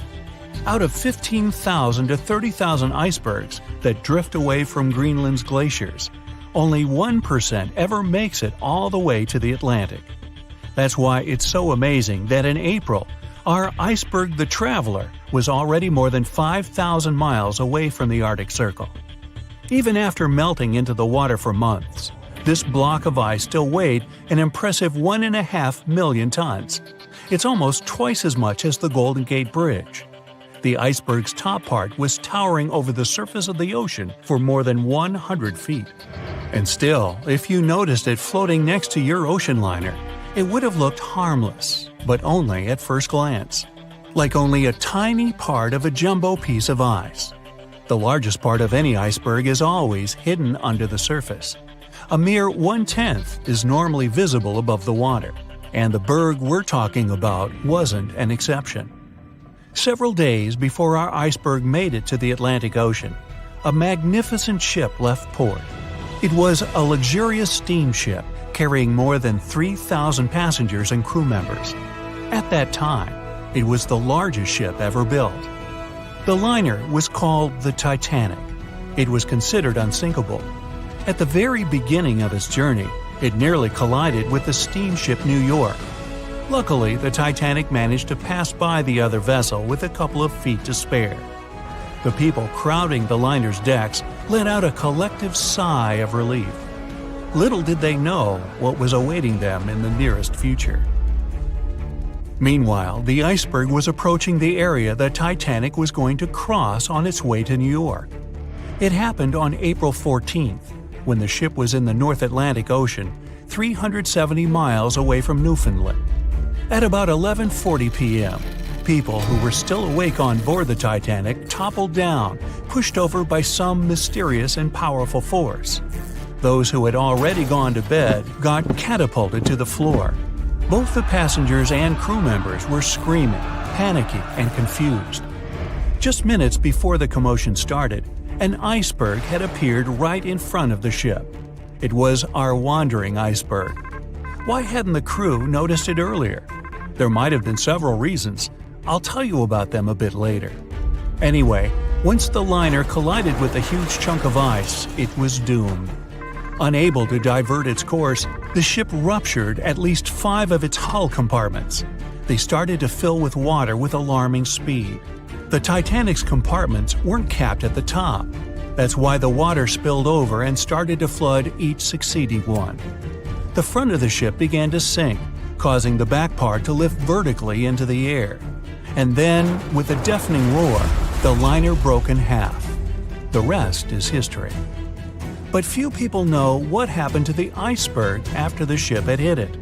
It gets us back to the question of why no one had spotted the floating ice mountain until it was too late. Let's track the events of that fateful day. At around 6 p.m., Captain Smith finally decides to change the Titanic's course. He's been receiving iceberg warnings throughout the entire day. The ship starts to head further to the south, but the speed remains the same. At 9:40 p.m., another ship informs Titanic about a vast ice field packed with icebergs. Unfortunately, this message never reaches the liner's bridge. At about 11 p.m., yet another steamship radios Titanic. They say the ice has surrounded them, making their ship stop. This message also gets ignored. Meanwhile, most of the passengers on the luxury liner have already retired to their rooms. At 11:35, the sailors in Titanic's crow's nest notice the iceberg. They ring the bell 3 times, which means something's ahead. Then they call the bridge. The engines get reversed, and the doors to the supposedly watertight compartments close. Just 5 minutes later, the huge liner's starboard side collides with the iceberg. The mailroom begins to fill with water. Soon other reports come. They don't sound encouraging. At least 5 other compartments are flooded. It becomes clear Titanic has just a few hours before it sinks. The night was exceptionally calm, with no moonlight, no wind, and no waves. And since the waves weren't breaking against the iceberg, it was difficult to perceive the giant. But there's also a theory that what sank Titanic was a black bird. If you had to draw an iceberg, I bet it would be a white, towering chunk of ice covered with snow. But those who have visited Antarctica know that icebergs come in millions of hues. They can be multicolored, patterned, or striped like candies. Icebergs can also be black. There are 2 ways such an unusually colored shard of ice can form. First, the ice might be extremely pure, with no air bubbles or cracks whatsoever. In this case, there's nothing to scatter the light. The iceberg will absorb it all and look black. Or an erupting volcano can cover a glacier with volcanic ash. Then the ice that breaks off this glacier will be dark-colored too. Experts don't know the true reason why Titanic's iceberg looks so dark, or whether it was really the case. But one of the sailors who was in the crow's nest testified the ice was black. The other said it was either gray or dark gray. There's nothing exciting or mysterious about the so-called black bergs. They're icebergs that roll over after their top part is melted, which changes the weight distribution. If their lower part is smooth enough to absorb light, they look dark. Plus, they usually aren't exposed to the air long enough for the white frost to build up. But let's say this theory is wrong, and the iceberg wasn't actually black. And still, the only reason why you see things is because light gets reflected from them. The less light there is, the less likely you are to notice something. The ocean surface will always reflect the moon and starlight, but an irregularly shaped, almost vertical iceberg will have fewer chances of doing so. That's why it'll look almost black against the glimmering water surface. At night, icebergs can be rather difficult to detect without a radar. In any case, our iceberg wasn't noticed in time. Titanic crashed into it and sank. End of story? Apparently not. On April 15th, the German ocean liner SS Prinz Albert was sailing through the North Atlantic. It was traveling a few miles away from the place where Titanic had sunk several hours before. The German ship's chief steward, who hadn't learned about the disaster yet, saw an iceberg. What drew his attention was a fairly large streak of red paint going along the iceberg's base. Surprised, the man took a photo of his discovery. He thought the paint meant a ship hit the iceberg during the past 12 hours. The next person who saw the infamous chunk of ice and took its photo was the captain of the vessel used to lay deep-sea telecommunications cables. The ship was sent to help in the area where Titanic had sunk. The captain later claimed the iceberg he had seen had been the only one in that area, plus the red paint. It wasn't difficult to connect the dots. In 2015, one of these photos was sold at auction for more than $32,000. And still, experts are unsure whether the image really shows the infamous block of ice. It might be another innocent iceberg that was floating nearby at that time. April 12th, in the year 2212. It's a great date for humanity, the 300th anniversary of the launch of the legendary Titanic. The best engineers of the world have collaborated for years to bring their masterpiece to the public, the Space-Tanic, and they've done it just in time. The glorious spaceship is waiting in its harbor under the limelight, photographed by thousands of people. The trip was scheduled for April 12th, just like 300 years ago. Finally, the big day has come. The passengers are going on board the most magnificent spaceship of the time. They call it Unbreachable. It has 12 decks, from the third class closer to the bottom to the most luxurious first class on the top, with panoramic views of outer space. The ship is preparing for launch. The engines are starting, the final countdown has begun, and the Space-Tanic is off into the sky. It quickly becomes no more than a speck in the big blue and then disappears. The first day of the flight goes perfectly. The ship leaves the Earth's atmosphere in less than an hour, and passengers enjoy the wonderful view outside. The blue and green planet on the backdrop of the black void of space. The ship slows down a bit as it moves into orbit. There are too many satellites and space debris circling around the Earth. The Space-Tanic has to go carefully and maneuver around the chunks of metal floating in zero-G.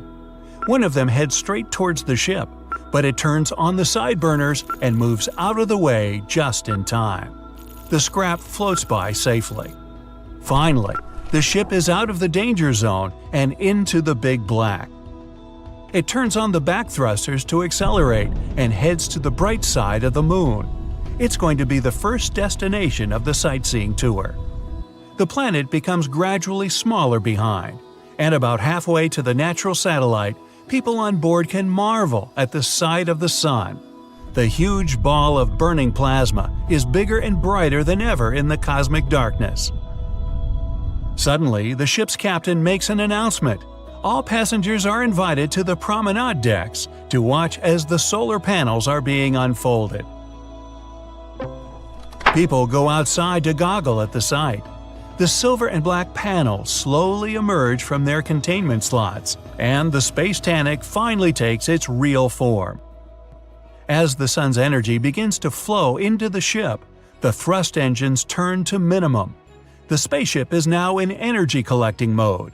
For the trip to Mars to take just a few days, it needs to make a transit jump.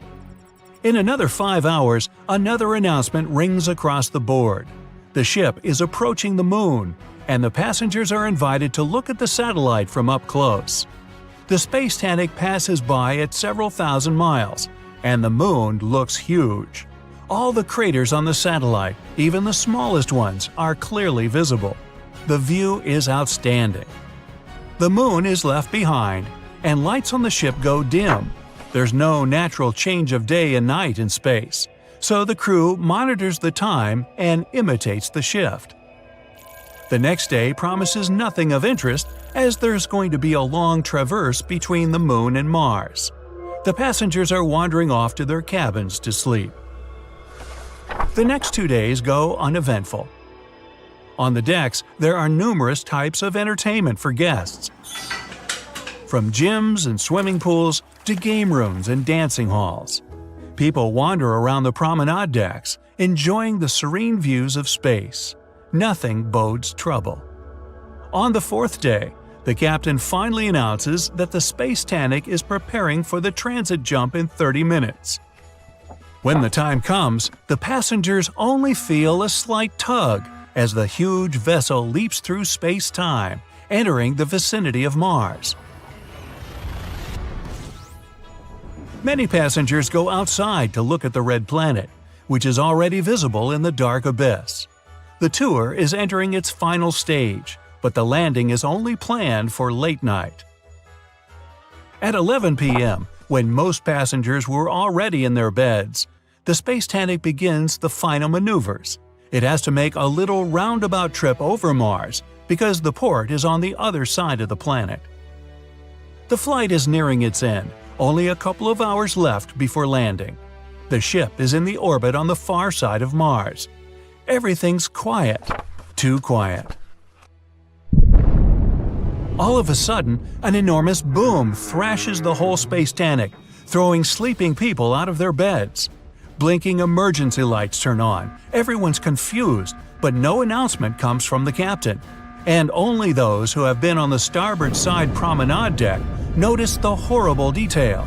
The right front wing has been torn off and is zooming past them towards the stern. Pressing their faces to the glass, straining to look at the hull, they see a huge gash near the nose of the ship. The Space Titanic shudders again, and chunks of metal fly out of the gaping hole. The ship rapidly loses pressurization. Meanwhile, the broken-off wing hit the stern and left another gash in it. Mechanisms in the engine compartment start to fall apart and are dragged into space. The ship groans and comes to a halt, suspended thousands of miles above Mars. At last, the captain announces through the intercom that the Space Titanic has unexpectedly collided with a rogue asteroid. All passengers are asked to proceed to their respective decks for evacuation. Within an hour, all rescue capsules are occupied and ready to be deployed. But about a third of the passengers are still on board the ship. It turns out many of the capsules were blown away at the collision. History seems to repeat itself. The captain still orders to deploy the capsules, and they whoosh out of containment tanks, leaving hundreds of people behind. Some left without their family members, not knowing what fate awaits them.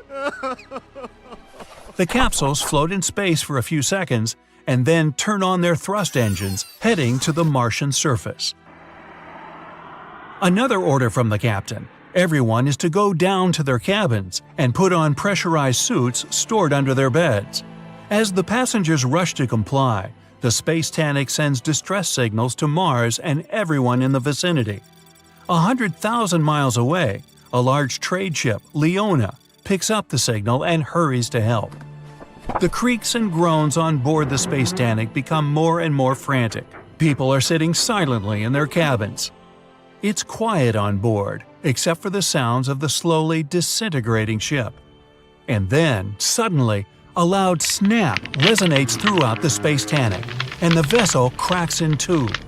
A gigantic fracture goes from top to bottom, almost perfectly halfway across the decks. Pressurized glass covering the promenade decks shatter into millions of pieces, slowly flying away from the ship. With the decks depressurized, people and things are blown away into outer space. Thankfully, all of the passengers and crew are wearing their suits as ordered, but they only have about an hour before they run out of oxygen. People help each other by floating together and hauling stranded ones to their groups. They can barely control their floating, but somehow they still manage to bring some order to the chaos. Huddled together in orbit above the ominously red planet, they watch as the mighty Titanic turns into a heaping pile of space debris. 45 minutes have passed. The oxygen is running low, and people try to breathe as slowly and carefully as they can. There's still no help in sight, and they're preparing for the worst.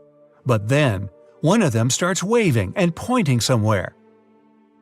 It's a bright spot, hardly different from the stars in far space, but it's getting closer by the second.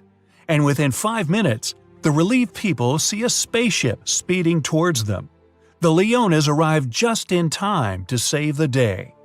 Quickly, but without hurry, Leona's crew gather everyone floating in space around the remains of the Titanic and haul them on board their ship. In a few hours, the Leona safely lands at Mars' main spaceport. The newspapers called it the day when the Titanic sank again. At the beginning of the 20th century, somewhere off the coast of West Africa, a German steamship was leaving the port. Suddenly, the weather got worse, and the vessel entered a thick fog. The sailors ran aground on a sandbank close to the shore. Luckily, no one was hurt, and they were even able to save their precious cargo. But the ship was stuck in the sand for good. And it was not alone there. Nearly the entire length of the western coast of Namibia is called Skeleton Coast. If the name sounds scary, that's because it is. This 976-mile-long beach line is among the most dangerous places on Earth. The local Bushman tribes believe that their supreme deity made this land when it was angry. The Portuguese were the first Europeans to set foot in Namibia in the 15th century.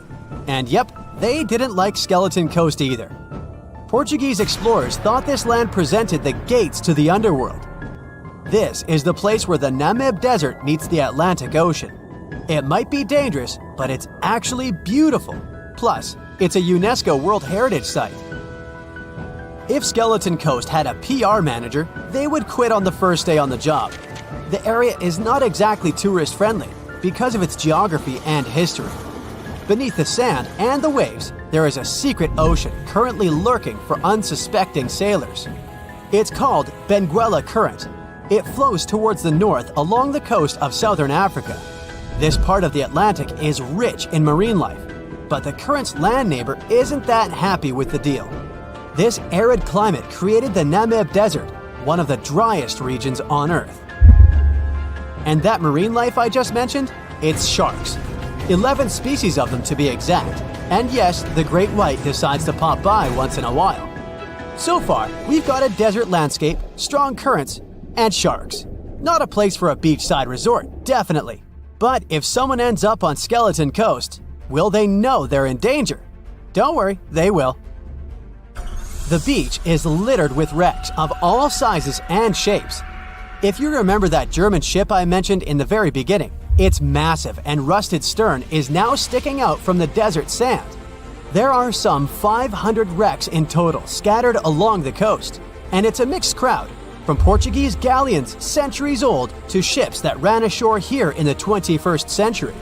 A modern fishing ship called Zela India managed to slip from its tow rope in 2008 and ended up on Skeleton Coast. Okay, it didn't escape on its own, it had some help from the elements.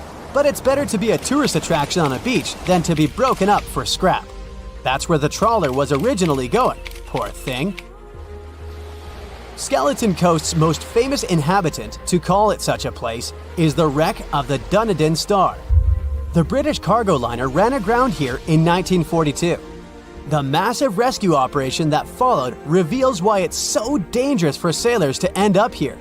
The rescuers managed to save all of the crew and passengers, but at a heavy price. An aircraft and a tugboat were lost in the process. It took the last of the rescuers a full 2 months to return home to Cape Town.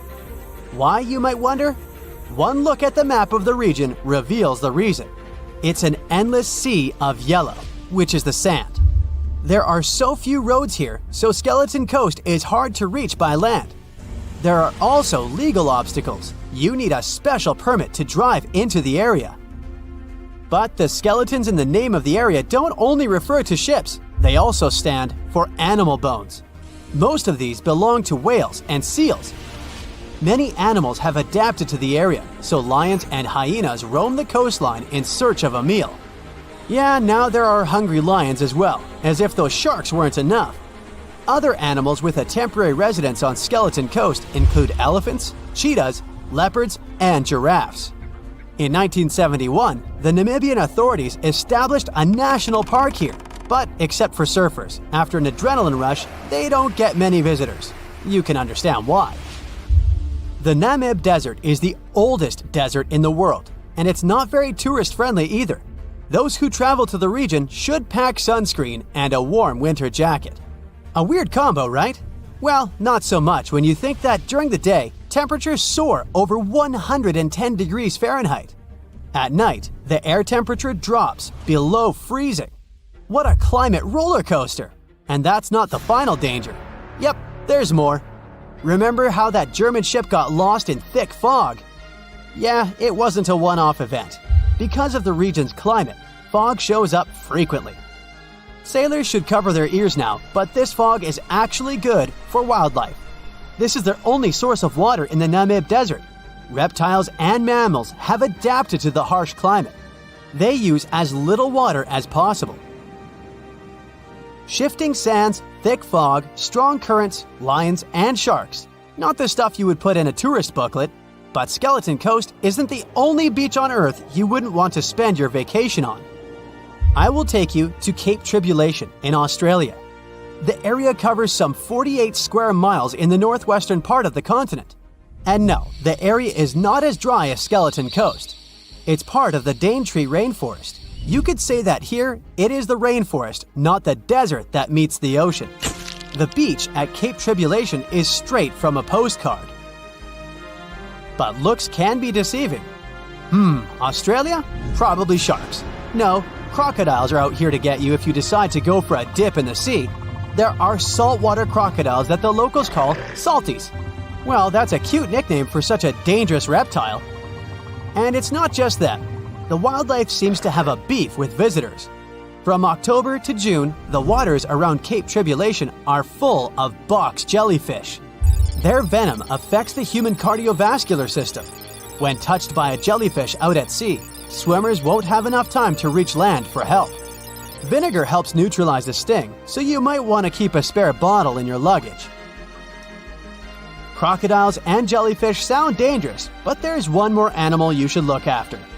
It's the wild boar. It might sound funny, but you won't laugh when you're being chased by one of these across the beach. 21 million wild boars live in Australia. They're mostly active at night, making it even more dangerous if they charge at you. The best defense is running in circles. Wild boars can't cut corners well. That's probably why we don't see many of them taking up careers as race drivers. Cape Tribulation has one last danger installed for you, and it's not an animal. Out here, even the trees are plotting against visitors. The stinging tree got its name for a reason. If you try to pick one of its beautiful red berries, it'll fight back. Its prickles are like tiny glass shards. The less than pleasant effect on your skin will last for a month. Then there is this wait a while bush. Who keeps naming them like this? This long vine has spikes that grab hold and just don't let go. They are so strong, they can pull a human off a horse. You'll have to wait for someone to come by and save you from this thorny grabber. If you are about to cross this Australian beach from the vacation list, hold on for a second. Tourism is booming here. The local authorities have restricted access to all of the danger zones. Visitors go swimming in dreamy water holes that are surrounded by lush vegetation. There are even ropes to swing from. Now, that's a beach you can finally relax on. The moon shines brightly and illuminates the black water of the ocean. Thick fog descends on it in ominous silence. Then, It's suddenly broken by the creaking of wooden boards, followed by a rippling of the waves. Through the fog, you see the outline of an old, large ship. Its hull is rusty, and a strange cold is coming from it. But the most unsettling thing is that there's no one on the deck. The ship sails without a crew. No, this isn't a mythical Flying Dutchman, but a very real ghost ship. September 2nd, 2019. The British Royal Navy's ice patrol ship, called the HMS Protector, sails through the calm waters of the Atlantic Ocean. The time is 11 p.m. Some of the ship's crew are on deck, while others are sleeping in their cabins. The captain steers the ship and looks straight at the horizon. The sky is lit up by an orange twilight, and clouds float in the distance. Suddenly, against this beautiful landscape, one of the sailors notices the black silhouette of an unknown ship.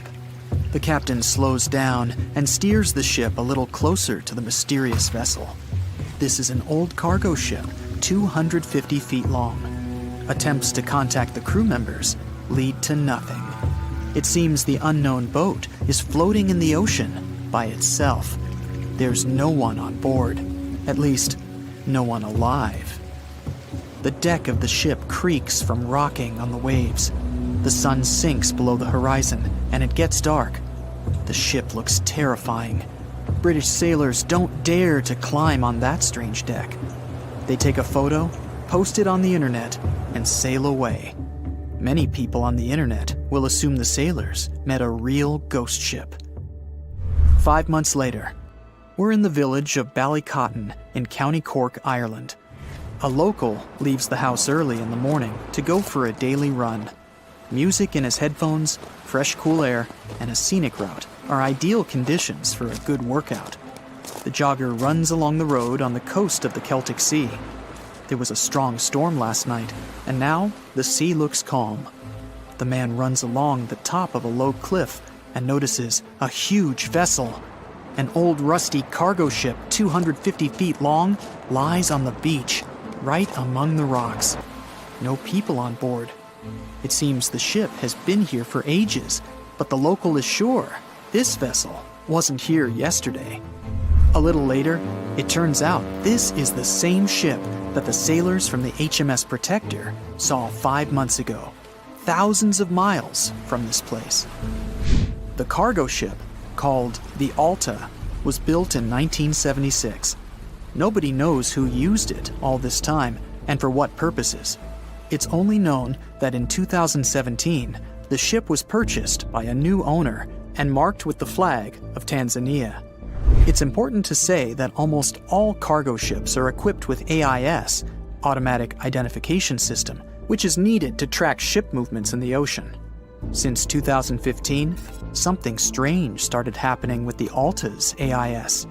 The ship disappeared from the satellites, then reappeared again. Over the past few years, this ship had changed several names and flags. It's not surprising that its AIS shut off and turned on numerous times. It's said that some of those who disable AIS on their ships do so to hide outlaw activities. The ship's captain, whoever it was, clearly didn't want to show the Alta's movements.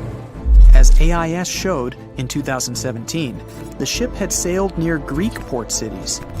The Alta made 12 stops in 3 such cities in different parts of Greece. Then, the AIS signal disappeared, and 10 months later, the Alta reappeared near the northern coast of Africa, 1,200 miles from Greece. In September of 2018, the ship was sailing about 1,400 miles southeast of Bermuda, and at that time, the crew members started having problems. There were 10 people on board the Alta. On September 19th, the ship's engine failed right in the middle of the Atlantic Ocean. The nearest shore was very far away. The ship began to drift. As days passed, the crew couldn't fix the vessel. Food supplies were running low. The crew started to panic and tried to contact someone. The situation got worse as a strong hurricane was approaching the place where the ship broke down. Crew members contacted the U.S. Coast Guard. On October 2nd, a helicopter headed towards the ship. Food and water were unloaded on the Alta. This was enough for the crew to bide their time for several days. About a week later, a rescue boat sailed about 1,500 miles to reach the Alta and help the stranded sailors. Shortly before the start of the hurricane, American rescuers succeeded. The entire crew of the wrecked ship was taken to Puerto Rico. The Alta remained drifting in the ocean. After a while, another ship arrived to tow it to the coast of Guyana. Then, something went wrong again. The ship was hijacked. Who did it and why remains a mystery to this day. But then, for some unknown reason, the thieves decided to abandon the ship and left it to drift in the ocean. For almost a year, the ship's location couldn't be tracked. Then, in September 2019, the vessel was found by the British Royal Navy. How the Alta was able to cover the distance across the Atlantic and wash up on the coast of Ireland is unknown. An investigation has been launched in Ireland. It's necessary to identify the owner of the vessel and find a responsible person to take on the task of towing it. But no one has since been found. Once, an unknown person called the Irish authorities and introduced themselves as the owner of the ship, but didn't provide any evidence. Several barrels of oil were found on board the Alta. To dismantle the ship, the Irish authorities will need to spend about 10 million euros. Local residents are annoyed by the wreck too. Corroding metal is bad for the environment, and kids have already snuck on board and posted a video on the internet from inside the abandoned ship. The further fate of the Alta remains unresolved. It's still lying there. That ship sailed in the ocean for just 2 years. Now imagine if some other managed to drift for 38. In all that time, no one could catch this ship, and people still seek it. That vessel is called the SS Bechimo. It was a merchant ship owned by a Canadian trading company. In 1931, the ship got stuck in ice off the coast of Alaska. A strong snowstorm began. The team waited a week for it to end, but the storm only intensified. One day, the weather improved a bit, and part of the team was evacuated to the nearest city. Another part of the crew, with the captain, set up camp near the ship. The storm started again and didn't stop for a long time. The blizzard was so heavy that the ship's captain couldn't see beyond his arm's reach. Finally, when the storm was over, the captain saw that the ship simply vanished. He decided the Bechimo sank during the storm. A week later, the ship was found, drifting near the place where it was lost. The hull of the ship was damaged so badly that it was unsafe to sail on it. The captain decided to abandon the ship. However, it didn't sink. For the next 38 years, it was drifting at various points along the Alaskan coast. Several times, people climbed on the ship, including native Alaskan residents and a group of researchers. Attempts to save the vessel from the sea ended in failure. The salvage operations were hampered by drifting ice and bad weather. The last time it was seen was in 1969. The ship was frozen and blocked by the ice. In 2006, the government created a special project to find the Bechimo. However, in all these years, the ship still hasn't been found. Its fate is unknown. It's likely that the ship has finally found peace and is now lying on the seabed of the Chukchi Sea. The voyage started just like any other. The cargo ship SS Cotopaxi is making another journey to Havana, Cuba to deliver coal. It's November 29, 1925. For Captain Meyer and his crew, leaving Charleston Port, South Carolina, it will be the last trip the ship ever makes. Its route ran through the Bermuda Triangle. 2 days into the trip, the Cotopaxi sent out a distress signal. It had got caught up in a strong tropical storm and turned over on its side. The wind was very strong and there was powerful lightning as well. Rain gradually filled the ship's hold. Then there was a bright white flash, and the ship disappeared without a trace. Later, its wreckage was found in the Gobi Desert, which is in a completely different part of the world. All 32 crew members, including the captain, were missing. Of course, the part about the Gobi Desert is fictional. For one of his movies, Steven Spielberg came up with the idea that the ship was moved there by aliens. Still, in real life, the ship was never found, and its crew really did disappear. It was officially declared missing a month afterward, and nobody could find the wreck. It seems like a classic case of mysterious things going on in the Bermuda Triangle. But most mysteries are solved sooner or later. In 2020, the Cotopaxi was found. A man named Michael Barnett had moved to Florida to study shipwrecks off the coast. One wreck in particular really caught his attention. It was much larger than the others, and the locals called it the Bear Wreck. It was about 40 miles from St. Augustine in northern Florida, but no one had ever managed to identify the rusty hull. So Michael started to do some detective work. He measured the size of the shipwreck and started working through all the information he could find. He researched hundreds of old newspapers, leafed through insurance records, and looked at artifacts found on the wreck. After hundreds of hours of hard work, Michael was sure it was the Cotopaxi. But a few years before, there had been a rumor that the same ship had been found off the coast of Cuba.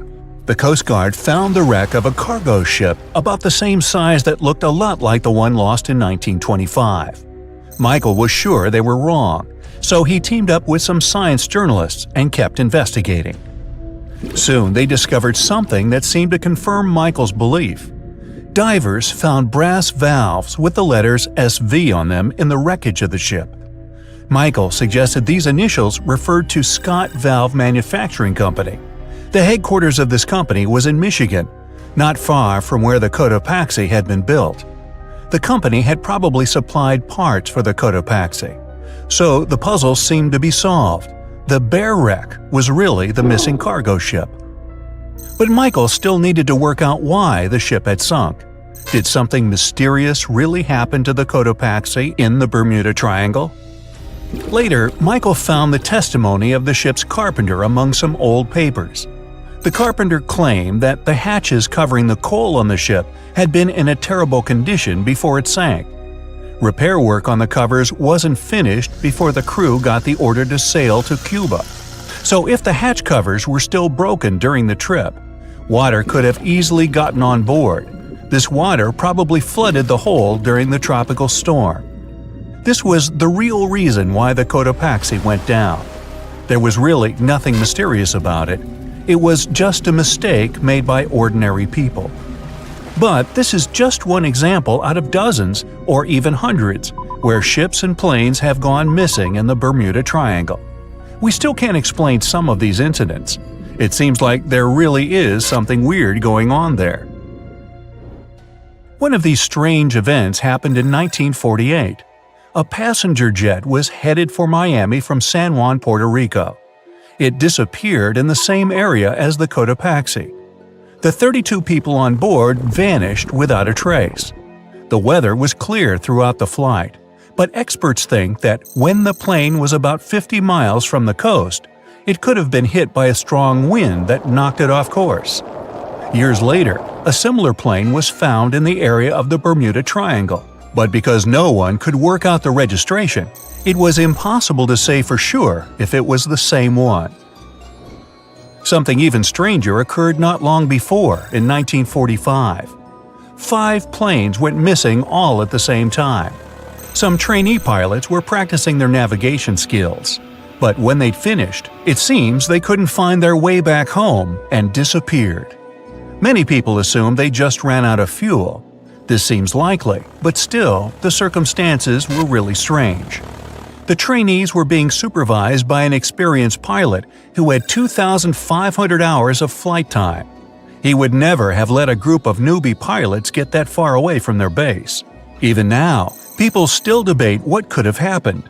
Some insist the pilots ran into something supernatural out there in the Bermuda Triangle. But who knows? And here's another freaky thing that happened there which no expert has been able to explain. Time travel. In 1970, Bruce Gernon was flying a plane from Andros Island to the Florida coast. When he was at 11,500 feet, a giant cloud appeared in front of him. It kept getting bigger and bigger, and he had no choice but to fly through it. As soon as he did, the plane was surrounded by darkness. It was as if the day had turned to night in a split second. Suddenly, Bruce began to see white flashes of light around him. They were so bright that they lit up the entire sky. But they weren't lightning bolts, although he couldn't really explain what they were. The plane continued through the strange cloud for almost a half an hour. Bruce noticed that the cloud changed shape during this time. The space around the plane turned into a tunnel. Then the tunnel started narrowing. Bruce became really tense as he tried to cope with the plane's controls. All his instruments and navigation equipment were going crazy, and the electronics stopped working. Then, a white light appeared at the end of the tunnel. Just like in the movies, the plane escaped the closing cloud tunnel at the very last second. Everything was fine, but now Bruce found himself in some white fog. He had no idea where he was. Then he managed to contact ground control. He was shocked when he learned that his plane was already in the airspace above Miami. It seemed that something impossible had happened. Bruce was meant to cover a distance of about 250 miles during the flight. This usually took 1.5 hours, but he had managed it in just 47 minutes, almost 2 times faster than normal. When Bruce landed, he went to check the amount of fuel left in the tank. It turned out he'd used up a lot less than the normal amount of fuel as well. Could there be a logical explanation for the time-traveling plane? Well, records show that a large number of sunspots were detected on the surface of the sun that day, and there was a strong solar wind. This could easily have made the electronics and devices on the plane go crazy. But what about the mysterious cloud? The Florida coast is a place where 2 large air currents meet. One has a high pressure and the other is a low pressure one. This causes a lot of storm clouds in the area. But people still debate how Bruce was able to cover the distance so quickly. Some people say that some kind of mysterious dark energy was involved. Others say it was a gravitational anomaly that curves space and time. Others think that Bruce is just a fraud. We still don't know the truth. So, is there really something supernatural about the Bermuda Triangle? Or is it all just coincidences and made-up stories? The truth is that no more planes and ships disappear in the Bermuda Triangle than anywhere else in the world. The Empire State Building's tower was designed to serve as a docking station for dirigibles. At that time, people believed that these airships would become the main means of transportation in the future. The project included gangplanks, check-in and customs offices, and so on. But then the engineers realized that the wind up there was too strong for their plans, and they gave up on their idea. Angel Falls, the largest uninterrupted waterfall on the planet, is more than twice as tall as the Empire State Building. During the dry season, the falling water sometimes evaporates before it reaches the ground. One of the most mysterious sounds ever heard on Earth was the bloop. It occurred in 1997 and resembled the noise of marine animals, but the volume was too great for a sound produced by a living creature. The bloop continued for 1 minute. It started from a low rumble and then rose in frequency. Antarctica might just look like a giant field of ice, but there's actually a huge continent underneath. That means that it has volcanoes, mountains, and valleys, like any other continent. Scientists have recently discovered that the Antarctic landmass has the lowest point on the planet, as well as huge mountain ranges. If any of the numerous volcanoes were to erupt, it would melt a huge part of the surface ice and increase the spill of ice into the ocean. The sea level would rise and flood coastal areas around the world. The ocean waters would also be disrupted, putting marine life at risk, though all of these volcanoes are dormant at the moment. Each day on the South Pole lasts 6 months on this continent. The South Pole only has a single sunset and sunrise across an entire year. Early Earth might have been purple, not green. There's a theory that ancient microbes used molecules rather than chlorophyll to absorb sunlight. These molecules likely gave living organisms a violet tint. During the Stone Age, the entire population of Central Europe was around 1,500 people, which means they would all fit on a mid-sized cruise liner these days. Astronomers have figured out that the Milky Way weighs around 1.5 trillion solar masses, and one solar mass is the mass of our Sun. A tiny part of this weight is a supermassive black hole at the center of the galaxy, and 200 billion stars. The rest is dark matter, mysterious and invisible. If all sheets of Arctic ice and glaciers melted at the same time, the sea level would rise for the height of a 26-story building. Under black or UV light, ripening bananas look bright blue. That's because of the chlorophyll that's breaking down when the fruit is ripening. Because of tectonic plate movements, the Pacific Ocean shrinks every year, and the Atlantic Ocean gets bigger by the same amount. These days, there are only 2 ice sheets in the world left after the planet's last ice age. The first is the Greenland ice sheet. The second, the Antarctic ice sheet, is enormous. It's the size of Mexico and the continental US combined. Tsunami waves often go unnoticed. They don't rise for more than several inches above the surface until they reach shallow waters. When the ocean is deep, though, they can travel as fast as a long-distance passenger airplane. Corals that live in shallow waters produce their own protection from the sun. Without it, sunlight would harm the algae living inside them. To protect these algae, which are the main source of food for the corals, they fluoresce. This process makes proteins that act as sunscreen. Almost 90% of the volcanic activity on Earth happens in the oceans. The South Pacific has the largest concentration of volcanoes people know about. There's one volcano cluster that has 1,133 volcanic cones. All of them are active and cooped up in an area the size of New York State. The Zemchug Canyon in the middle of the Bering Sea is the largest underwater canyon ever discovered. There are more treasures and artifacts at the bottom of the ocean than in all museums in the world combined. In 1900, one of the biggest hurricanes struck near Central America and in the Gulf of Mexico. It then went as far as Florida and Texas and is considered to be the most devastating hurricane in the United States history. They first detected it on August 27th, and it lasted for many days. By the time it reached the Texas coast, the storm had turned into a Category 4 hurricane. Hurricanes are categorized on wind speed and intensity using something called a Saffir-Simpson scale.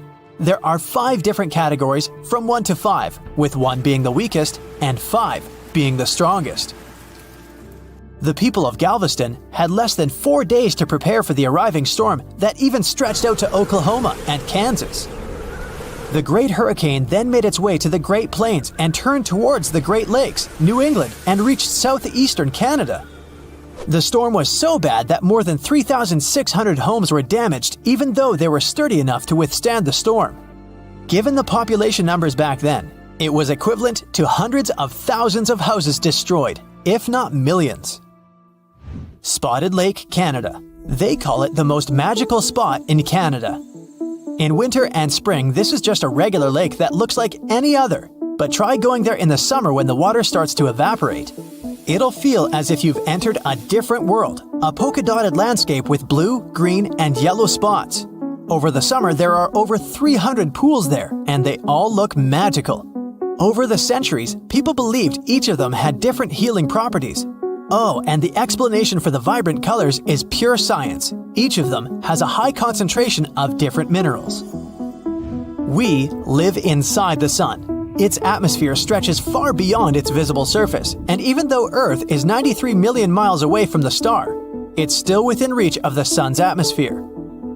Auroras happen when charged particles from the sun get caught by Earth's magnetic field and crash into the upper atmosphere near the poles.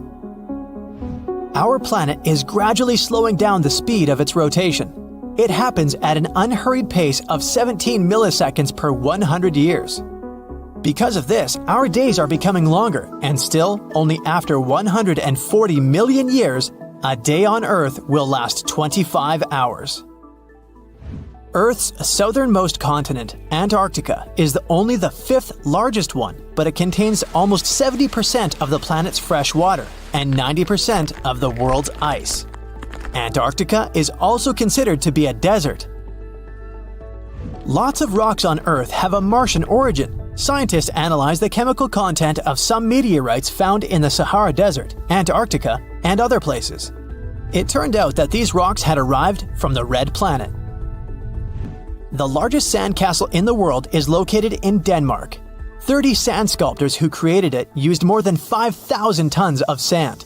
To make it more durable, they added 10% of clay, together with a layer of glue. They built it to stand tall against long and stormy winters. Some photons that don't get absorbed are re-emitted, and their wavelength determines the color we see. When you expose a material to sunlight or photons of higher energy, it can damage its chromophores, which is why they won't be able to emit photons at certain wavelengths. Red materials fade in sunlight the most. Their chromophores emit red light in a way they mop up photons of the rest of the wavelengths. From 60 to 100 tons of space dust drift down to our planet's surface every day. These tiny cosmic particles are mostly released by comets, which are usually made of dust and ice.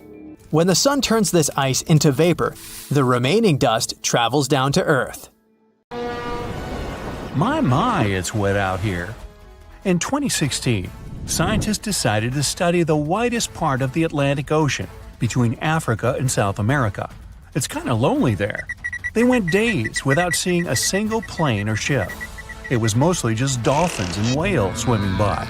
They were in the middle of nowhere. So why? They were floating right above one of the most important geological spots on Earth, the Mid-Atlantic Ridge. It's where two monster tectonic plates meet. Tectonic plates are massive jigsaw pieces that are constantly moving, even though we usually can't feel them. They form the Earth's crust and, in this case, meet beneath the Atlantic Ocean.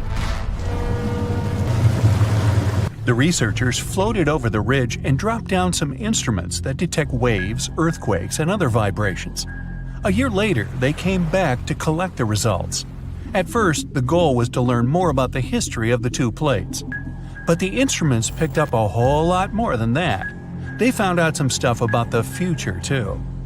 Way down at the bottom, there's a layer of extremely hot liquid rock that's constantly rising up, pushing on the tectonic plates and causing them to move apart from each other. That means that the Atlantic Ocean is expanding about 2 inches every year, pushing Europe and Africa away from the Americas. At the same time, its bigger neighbor, the Pacific Ocean, is shrinking.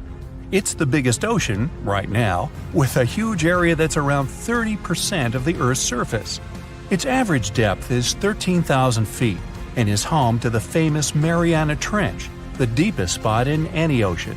And yeah, it's now shrinking by around 1/5 of a square mile per year. Some scientists even believe that eventually, millions and millions of years from now, the Pacific Ocean could completely disappear. This ocean is where we think most earthquakes happen, plus it's where a lot of the world's volcanoes are. All that causes lots of shaking. Plates move around and old parts of the Earth's crust get destroyed. The ocean floor can't grow fast enough to replace it. This means some big changes are coming in the future. A couple of inches isn't exactly a big deal, but after a few 100 million years, there'll probably be a new supercontinent on Earth. Australia is slowly heading north, and it could eventually collide with Korea, Japan, and eastern China. Africa is moving too. In 50 million years, it'll be pushing right up against the southern parts of Europe. Since it's all happening so slowly, I've had a chance to think up some future scenarios. Okay, not me. A bunch of super brainy scientists with even brainier computers. The first scenario, a monster landmass called Novo. The Americas would slam into Antarctica, then they'd team up and head over to Africa. Meanwhile, Africa would have already smashed into Europe and Asia. Not bad, at least you'd save some money on plane tickets. But for most people, it would take an epic road trip to get to a beach somewhere. The second scenario is Ultima. I feel like these all sound like car names. Anyway, in this scenario, the Atlantic stops getting wider. Actually, it's the opposite. It starts closing in on itself. This new super cool continent would be surrounded by the Pacific Ocean. Scenario 3. Orica. Both the Atlantic and Pacific Oceans eventually shrink down until they either disappear or end up like tiny little lakes. All the life in these two oceans is gone. Instead, some new ocean starts forming to replace them. And the new supercontinent? It has Australia in the corner, with the Americas and East Asia each on the opposite side of a small puddle that used to be the Pacific. The rest of the planet is one big unexplored super ocean inhabited by… who knows? I won't be around then. Number 4. Amasia. There's that car thing again.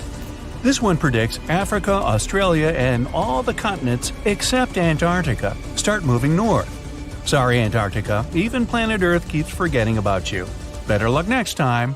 Well, way off in the future, it might be possible to take a big old road trip across every continent, or drive across the African-South American border, or even get to Australia without having to take the longest flight of your life. But we've got a while to wait. What should I do for the next 250 million years? Binge watch some Brightside? Tectonic plates move at different speeds, some slower, some slightly faster. Your hair and fingernails actually grow at roughly the same speed as these beasts move. Imagine if everyone lived on one of those supercontinents. Animals would finally be able to cross continents and meet species they've never seen before. Leopards, rhinos, lions, elephants. Imagine if they got curious enough to set out on a journey out of their habitat. A lion might meet a polar bear. Kangaroos could finally leave the land down under, and birds that migrate to warmer places would have to totally reorganize their travel schedules. Who knows what the climate would be like? Playing around with the continental jigsaw puzzle isn't exactly a new thing. Our world didn't always look like this. 300 million years ago, our planet didn't have 7 continents. It had only one, a supercontinent called Pangaea.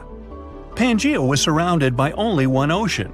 Over time, it slowly started falling apart.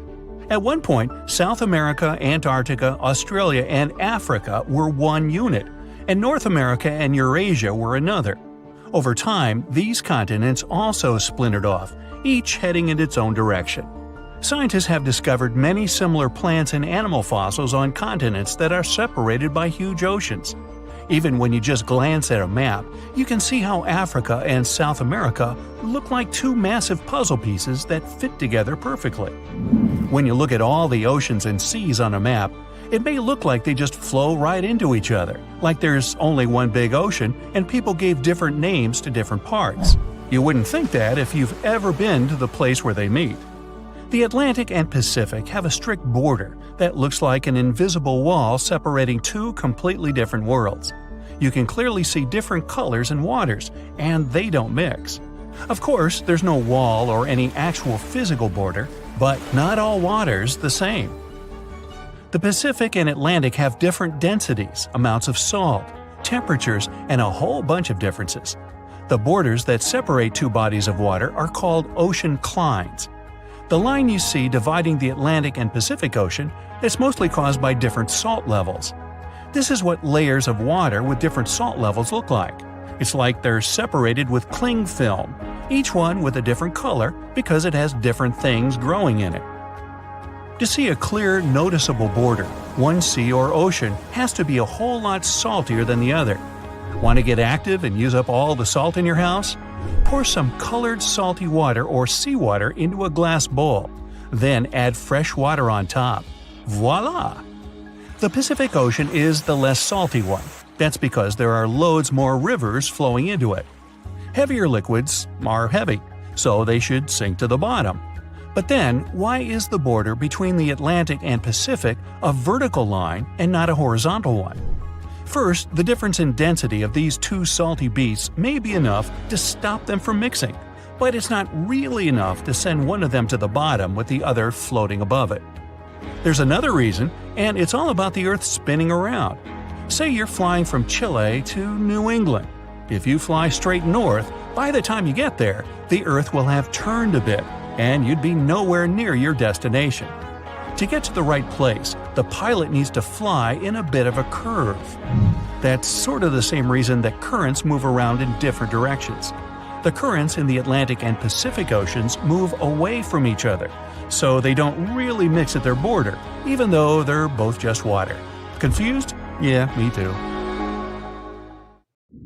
A Portuguese archaeologist just discovered a bunch of sunken ships filled with gold, including a Spanish galleon with 22 tons of gold and silver. This much gold today is worth about $2 billion, and this is the money from one ship alone. Archaeologist Alexandre Monteiro made this discovery almost by accident. He was studying some documents when he found some information about a ship that went missing in 1615, and he decided he wanted to find it. After many years, Alexandre found not just this specific ship, he actually discovered 8,620 shipwrecks in the waters of Portugal alone. Out of this number, 250 are gold-filled shipwrecks, a discovery that would make any Jack Sparrow shake in his boots. Most of these ships went down for boring reasons like the weather, but sometimes they were destroyed in battles, which may or may not have been super epic. They were carrying gold and other treasures from the New World to Europe, and of course, everyone wanted a share. Alexandre had been studying historical shipwrecks for 30 years now, so he has discovered many ships that went down in somewhat glorious ways. In 1816, for example, a ship of one of the richest men in Portugal sank in Australia, with an insane amount of 66,000 silver coins. This was the first ship from Portugal to ever plunge in the waters of Australia. The bad news is that these ancient sunken vessels, filled with riches and epic stories, are not so easy to reach. They're deep down in the ocean and covered by sand. You could still try, but that would be stealing part of a country's history. And you wouldn't want to be that person, would you? Naturally, Portugal was not the only country that explored the seas back then. The coast of Europe is packed with sunken ships filled with gold. In fact, there are about 1 million historical shipwrecks underwater right now, and the treasures abandoned under the sea might be worth around $60 billion. It's an insane amount of money, but let me tell you that these gold-filled sunken ships aren't really worth the hassle. There are many stories of maritime treasure discoveries that turned into insane lawsuits and even long jail time. Our first story starts in 1746, when a violent storm crashed a ship called Prince de Conti near an island in Brittany. The ship was filled with tea, ceramics, and 100 gold ingots. Of course, the owners of the ship tried to save the loot, but if it's not easy now, imagine how it was back in the 18th century. It took more than 200 years for the vessel to be found. It finally happened in 1975, when a group of French men discovered it and decided to take pretty much every valuable thing they could find. Now, I said these things were not worth the trouble for a reason. In France, if you find anything that can be historical, you must declare it to the local authorities within 48 hours. Fail to comply, and you will be committing something known as a crime. To be fair, our French friends here did declare their findings, but only the corroded cannons from the ship. And the gold? Well, they sold it. Obviously, because each gold bar is worth between $125,000 to $231,000. It took French authorities almost 50 years to retrieve the stolen gold, and they didn't retrieve all of it. Part of it was bought by an elderly couple living in Florida, and the crime is so serious they were charged for connection with money laundering, organized crime, and the trafficking of cultural goods. The poachers also sold some gold ingots to the British Museum collection. Now, let's go back to the 1850s, when a steamer called SS Central America traveled from Panama to California and back again. This was during the California Gold Rush, a time when 300,000 people moved to California to dig for gold. Because the travel route was not easy breezy, people needed to carry their gold around on big ships. This is where our friend SS Central America comes in. In 1857, the ship had 578 people on board and about 10 tons of gold. Very few survived, and around $100 to $150 million in gold went down with the ship. All of this explains why in 1988, a group of investors from Columbus decided to finance a research project to find this ship. The research was led by a guy named Tommy Thompson, Tommy was really crazy about the idea of finding this sunken ship filled with gold. It took him years to find the exact location of the SS Central America, especially because the ship was 7,500 feet beneath the surface of the Atlantic Ocean, and retrieving it required a lot of fancy tech. A group of 161 investors paid for his adventure, but it goes without saying that they were not doing this out of love from their hearts. They invested $12.5 million in this project because they were expecting to earn at least 10 times more. But since life is not all sunshine and rainbows, 39 insurance companies sued the research team as soon as they retrieved the gold. Back when the ship was up and running, these companies insured the cargo of the SS Central America, and when the cargo was finally retrieved, more than 100 years later, they wanted to be compensated. They said it was not their job to retrieve it, but that doesn't mean they abandoned it. This crazy talk didn't stick, and 92% of the gold was given to the research team. The plot thickened when the investors were scammed by none other than Tommy Thompson, who fled with $4.16 million. He also had 500 gold coins, but he's not telling a soul where they are. Nonsense like this is the reason why most countries have rules to protect cultural properties. And yes, sometimes shipwrecks can be a cultural property. Obviously, there are many maritime treasure discoveries that happen without breaking any laws. The SS City of Cairo, for example, was a steamship that submerged in 1929 with 2,000 boxes of silver coins weighing 122 tons. A company called Deep Ocean Search retrieved the coins from a depth of 17,000 feet, which is 4,500 feet lower than the Titanic. 34 million pounds went to the UK Treasury, and the Deep Ocean Search also got a share. The good news here is that some of the coins can be bought by collectors, legally. Paying for a treasure is probably the closest you can get to an underwater archaeology find. I know, all I did was destroy your piracy dreams. But while raiding gold-filled shipwrecks may be a crime in most countries, or just financially impossible for us mere mortals, not all hope is lost. There is about $771 trillion worth of gold lying on the ocean floor, and it doesn't have an owner. It's like an underwater gold mine, except the gold is in the water. You know how the water of the ocean is salty? Well, the gold gets mixed with the minerals in the water, so it's not like you stumble upon a gold nugget on the beach. Each liter of ocean water has 13 billionths of a gram of gold, and it's very difficult to extract such tiny particles of gold from the water. But that doesn't mean people haven't tried, and of course, there's been a scam here too. In the 1890s, a guy claimed he had invented a thing that would suck gold from the seawater. When he got enough money, he fled the country with the cash. If you really want to get some gold, you could try to extract it from the Earth's core, which has 1.6 quadrillion tons of gold. There's 16 times more gold in the Earth's core than what humans have mined in the whole of history. No hoax involved here, because nobody has dared to go down there yet. With archaeologists discovering gold-filled sunken ships out and about, maybe we can make our own maritime treasure discoveries, or at least save enough money to buy some silver coins.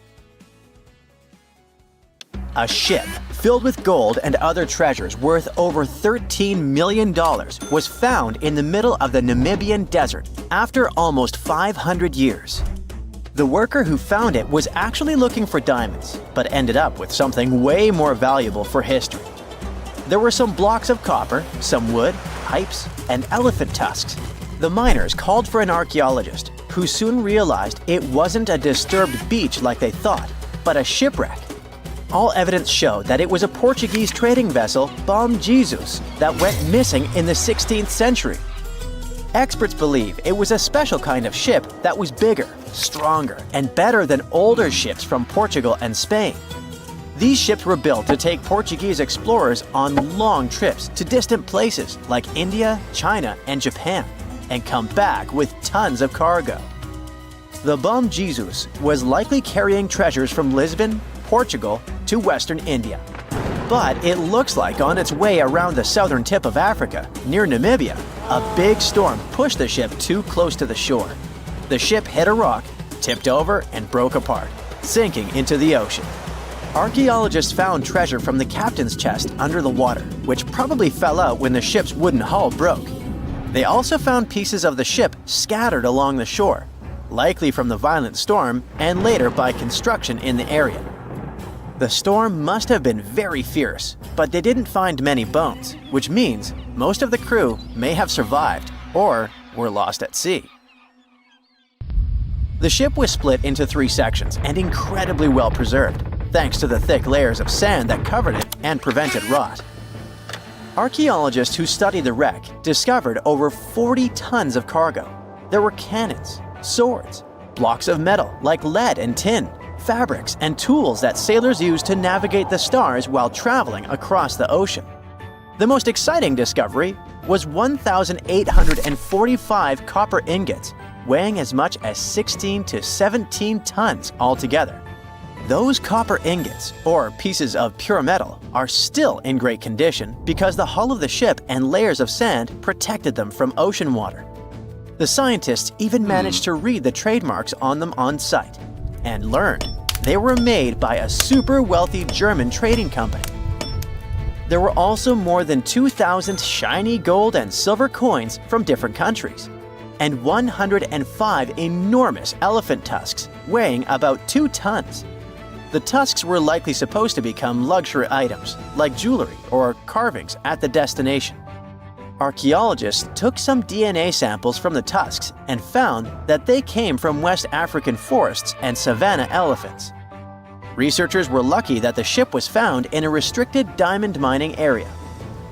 No scavengers were able to get their hands on the treasures. The Bom Jesus remains the oldest and most valuable shipwreck that was ever discovered off the western coast of sub-Saharan Africa. Another shipwreck recently found by accident was buried under a 10-foot tall sand dune near the Caspian Sea. Some people call it the world's largest lake, and it has water levels that rise and fall over time because of the changes in weather patterns. These changes can move sand and uncover things like this shipwreck and other treasures along the coast. As the dune slowly disappeared, the ship started to show. Before digging it out, scientists worried that waves from the sea might damage the wreck. To protect it, they built a wall using thousands of sandbags to keep the waves away. When the ship was uncovered, they discovered it was a 3-masted, 92-foot-long merchant ship with a strong double hull. Wood samples showed the ship was built in the 18th to 19th century using trees like Scots pine, spruce, and larch from the Volga River area or the Caucasus. They even found buckwheat and plants from the same region, which were probably traded or used to feed the sailors. It proves that the ship was part of a group of merchant ships that once sailed the Caspian Sea. An amateur fisherman who was 20 feet under the sea off the coast of Turkey noticed some huge metal remains. He had an underwater camera, so he made footage of the discovery and took it to scientists. They immediately started an investigation and learned that it must be a shipwreck from the first decades of the 20th century. It could be one of the Ottoman Empire ships that had an important mission to deliver supplies, but disappeared without a trace. Scientists got permission to study this Black Sea wreck in detail to learn more about its mysteries. They're hoping to find its shipyard documents to find some answers, as the ship itself is in terrible condition and is tricky to work with. Robot submersibles that belong to an oil and gas company noticed hundreds of intact ancient storage jars sitting on the seabed in the eastern Mediterranean. Experts think those jars are 3,300 years old. This makes the find the oldest shipwreck from the deep sea. The jugs were probably used to store oil or other agricultural products like fruit. This proves that the people who made them organized maritime trade and had incredible navigational skills. It looks like the ancient mariners managed to traverse the Mediterranean Sea without a line of sight to any coast. All they could see was the horizon, so they must have used the sun and other stars to find their way. Off the coast of Sicily, under 20 feet of sand and rock, archaeologists found a shipwreck so old that they aren't even sure what materials were used to build it. They think the ship is from the 5th or 6th century BCE, which means it's over 2,500 years old. This ancient ship wasn't alone. Researchers also found 2 iron anchors shaped like an upside-down T from around the 7th century of the Common Era, and 4 stone anchors from prehistoric times nearby. One of the stone anchors was broken and may have had wooden pieces attached to help it hold on to the seafloor. They figured out that the ship itself was built using the on-shell technique. The wooden planks of the ship were connected so tightly that they could support the ship on their own, with extra beams added just to make it stronger. Sadly, the ship's wooden hull is very fragile now because tiny sea creatures that eat wood have damaged it over the years. Scientists are being extra careful as they study it to make sure it doesn't fall apart. This discovery is such a big deal because it was built during a time when Sicily was super important for trade. Back then, the Greeks and Punics were trying to take control of the seas long before Rome became the ruler of the Mediterranean. By studying this ship, scientists hope to learn more about how people traveled and traded in those ancient times. One more shipwreck, this time off the coast of Kenya. Could be from Vasco da Gama's final voyage. This Portuguese explorer was the first European to reach India by sea around the Cape of Good Hope. Local fishermen discovered the shipwreck in question in 2013. When an underwater archaeologist came to check it out, he found some treasures at the spot: elephant tusks and valuable copper ingots. If this find really has to do with Vasco da Gama, then it must be from the 16th century. It was the year of his 3rd and final voyage to India. Da Gama led a huge fleet of 20 ships, one of which was the São Jorge. Most of the ship is hidden under layers of coral, and a whole team of scientists are carefully digging trenches to find parts of the ship's wooden frame and hull.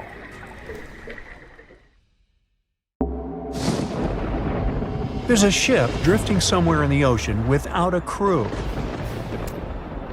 The last time someone saw it was over 50 years ago. Its story reminds of that of the Flying Dutchman, a ship that's bound to sail forever and bring disaster to whoever sees it at sea. At least the legend says so. Unlike the Flying Dutchman, the SS Bay Chimo was definitely real and built for a German company in Hamburg, and began as an ordinary cargo ship. It was trading supplies between Hamburg and Sweden in the Baltic Sea starting from 1914. It had a strong steam engine and a hull made of steel. A few years later, it became British property. Then, in the 1920s, a Canadian company purchased it for around $18,000, a huge amount of money back then. The new owner, the Hudson's Bay Company, was actively using the ship for several years. They would often send it on voyages from its home port in Scotland to Siberia, Alaska, the Yukon, and the Northwest Territories. It also passed through the Panama Canal and even the Suez Canal, with fur pelts for sale on board. Sometimes it would also transport passengers. It had completed 9 successful voyages before this strip of good luck came to an end. Starting from the 1930s, SS Bay Chimo would have trouble with ice and storms. When it first got trapped in ice in October of 1931, some of the crew managed to escape to Alaska. 15 of 22 sailors decided to stay with their vessel and try to save it. They had furs and other valuable cargo worth around $58,000 aboard. The company sent them supplies to survive the winter. They set camp near the ship out of the hatches, tarpaulins, and other materials, and offloaded the cargo. At the end of November, a blizzard rushed through the area, and it seemed like it had taken the ship with it. The ice platform had survived, but the ship broke free. Some of the crew members were sure it had sunk. But soon after, they heard from one of the locals who had spotted their ship around 45 miles away from their camp. The crew moved on with their lives, and the ship started its journey as a runaway vessel. People would spot SS Bay Chimo once a year or so, all the way until 1965. It was mostly spotted off the coast of Alaska. A man going to Nome with his sled dog, along with prospectors, explorers, and treasure hunters, all claim to have seen SS Bechimo. Someone tried to board it and take it to port, but ended up stranded on it for days because of horrible weather. Others got luckier and managed to take a whaleboat, some furniture, and other valuables from the vessel. Those who got close to the ship saw that it was damaged and missing the propeller. Still, it stayed afloat without a crew for at least 38 years and became the longest sailing ghost ship in history. In 2006, the Alaskan authorities started a project to solve the mystery of this ghost ship of the Arctic and finally find SS Bechimo, either still above or below the water. So far, the project has not been a success. SS Bechimo remains one of the estimated 4,000 ships that have disappeared off Alaskan shores. If the legend of the 17th century isn't lying, this ghost ship could be sailing somewhere along the Flying Dutchman. It belonged to the Dutch East India Company.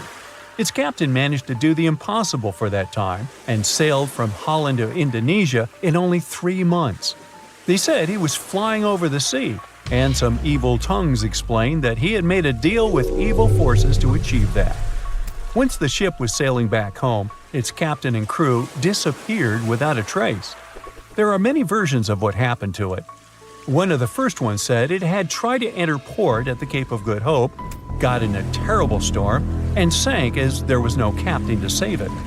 Another legend says the captain had refused to obey the skies to let the ship sink during the storm. A scary life form then struck the boat and the crew, and it was condemned to forever wander without rest. Many sailors claim to have spotted the Wandering Dutchman. The Duke of York, who is to become King of England, mentioned having seen it in Australian waters. Right after spotting the ship, the man who saw it first fell from the top of the mast and didn't survive. There were more encounters with this legendary ship up to the middle of the 20th century. Ships would nearly collide with it as the Flying Dutchman jumped out of the blue. Scientists have a more logical explanation for this mystery: Fata Morgana, not to be confused with Hakuna Matata. Now, when you're out at sea on a hot day and the air is all wavy, it feels like when you look at the road on a scorching summer day. That's because of something called atmospheric refraction. When light passes through different layers of air with different temperatures and densities, it bends and twists. Sometimes, under certain conditions, this bending of light can create really bizarre optical illusions over the ocean, like sightings of the Flying Dutchman. The Fata Morgana phenomenon can make distant objects appear distorted, stretched, or even lifted above the horizon. So you can see a ship far away, but because of the way the light is bending, it will look like it's floating above the water or even disappearing and reappearing. A Fata Morgana is most commonly seen in polar regions, especially over large sheets of ice that have a uniform low temperature. But you can see it anywhere, even in deserts and over lakes on hot days.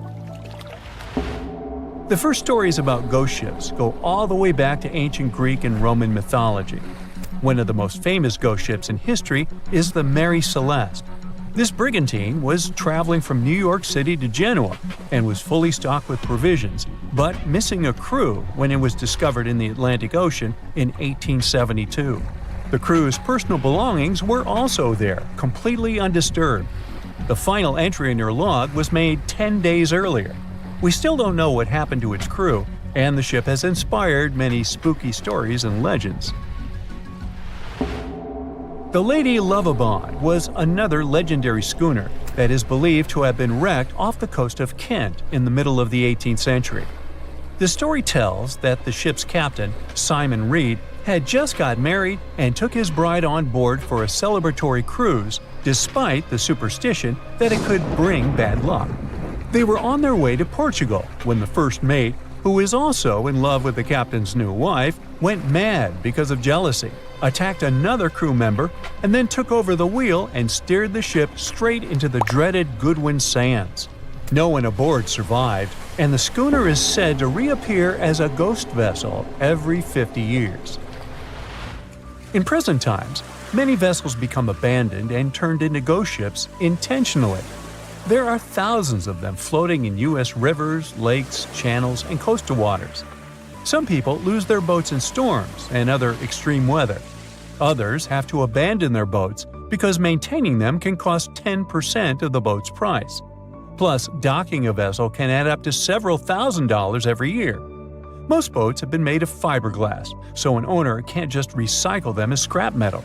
So, once they want to get rid of it, they often tie it to a dock and sneak away, or leave it floating far away from the shore, or just try to sink it. When ghost ships sink in shallow waters, they can cause damage to coral reefs, mangroves, marshlands, oyster habitats, and wetlands. Plus, they can collide with unsuspecting regular ships and cause real trouble. So, don't do that. Enough said.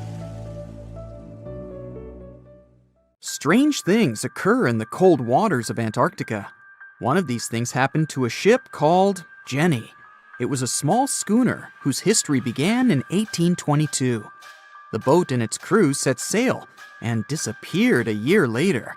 For 18 years, the ship was considered sunk. People forgot about it, but in 1840, the vessel reminded the world of itself.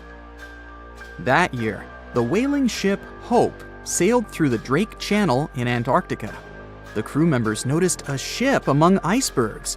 It was the schooner Jenny. It was floating slowly in the dark, with no signs of life. The captain of the Hope, Mr. Brighton, gave the order to approach the mysterious vessel.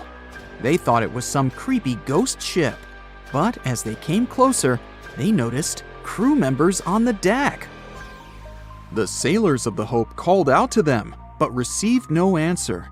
This time, it became clear that something terrible had happened to the Jenny. When Brighton boarded, he realized that the Jenny crew members weren't missing. They were here.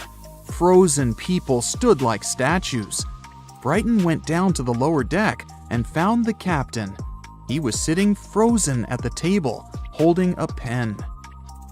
Brighton looked at the logbook. The last record was made on May 4th, 1823. The captain wrote that he was the only living member of the crew. They spent 71 days without food. It seemed that the ship got lost in the sea because its captain went off course or sailed into an iceberg, but no one knew for sure. After that, nobody ever saw the Jenny again. According to rumors, the crew of the Hope abandoned the frozen ship and left it to drift in the cold waters. According to other rumors, this whole story is fiction. The story of the Jenny was described in a German magazine in the middle of the 19th century. Still, there was no further evidence of the ship's existence. Already in our time, Cambridge University decided to explore the case of the Jenny. The researchers discovered that one of the crew members of the Hope, who didn't disclose his name, told someone the legend of the frozen ship. Someone shared the story with another guy, and it was published in a German magazine called Globus. And that's all. There was no other evidence. One of the most famous ghost ships was the Mary Celeste, and there's no doubt about its existence. The history of this vessel was documented in court.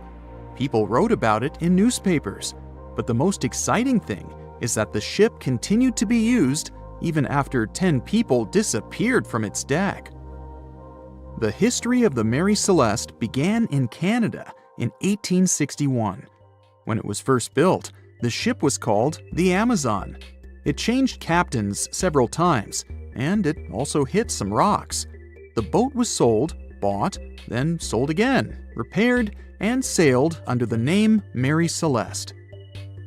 In 1872, it had a new captain, Benjamin Briggs. He was a decent, brave man with a lot of experience in navigation. He had a beloved wife, a daughter, and a son. When he went on his last voyage, he took his wife and daughter with him, and his son stayed in America. In November of 1872, the Mary Celeste sailed from the port to New York with 10 people on board and disappeared. 8 days later, another ship, the Dei Gratia, also left New York and followed the same route. Dei Gratia's captain, David Morehouse, noticed the Mary Celeste and immediately realized something was wrong. The ship was moving too freely, as if no one was controlling it. The captain tried to contact the crew members, but no one answered him. Then, together with other sailors, he climbed aboard the Mary Celeste. The ship was in good condition. There was no damage. The hold was slightly filled with water, but it could be easily pumped out. Everything seemed fine, but one lifeboat was missing. The crew members' valuables were in their cabins. The cargo was in the hold. The supplies of water and food were untouched. Judging by the records in the logbook, the ship was caught in a storm, but it was not too strong. Other ships also sailed through this storm, but nothing bad happened to them. The last record was dated November 25th, and it claimed that everything was fine. The sails of the Mary Celeste were slightly damaged, but perhaps it happened after the crew had disappeared. The whole ship was in excellent condition, but what made the people leave it? Part of the crew of the Dei Gratia stayed on board the Mary Celeste to bring it to dry land. Everything went well. They delivered the ship to the closest port. Next, the captain of the Dei Gratia appeared before the court and told about what had happened. However, the prosecutor and the judge didn't want to believe in the story of the Mary Celeste. They were sure the captain got rid of the ship's crew to get money for its cargo. According to the maritime laws of that time, if you found a ghost ship with valuable cargo, then a substantial part of this cargo belonged to you. So, many people thought that David Morehouse decided to earn some money.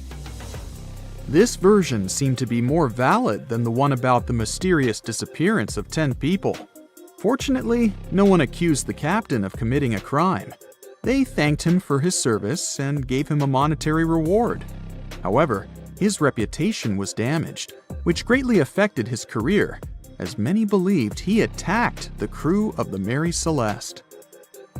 But even after this terrible case, trial, and investigation, the story was not over. The Mary Celeste was still an expensive and efficient vessel. It sailed several times, but then one captain crashed it into the reefs to get insurance. The court revealed this deception and accused the captain of intentional property damage. The story of the Mary Celeste became famous all over the world. People began to build their theories, realistic and not.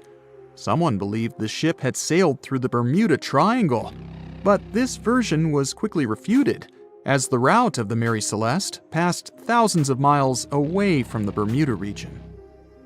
Did the Kraken or another giant monster attack the ship? Nope. Since the boat was found in almost perfect condition, there were no signs of a struggle. One of the most popular versions was that the crew of the Mary Celeste stole some valuable cargo and sailed to Spain on the rescue boat. However, those who knew Captain Benjamin Briggs said he was a good, honest man. Besides, he had a son in New York, and Briggs would never leave him. A more thorough investigation revealed that a series of accidental circumstances could have caused the disappearance of the ship's crew. Before its last voyage, the vessel delivered coal. Perhaps the pump intended for pumping water got clogged with coal after that. And when the ship got into a storm, the hold filled with water and the pump broke.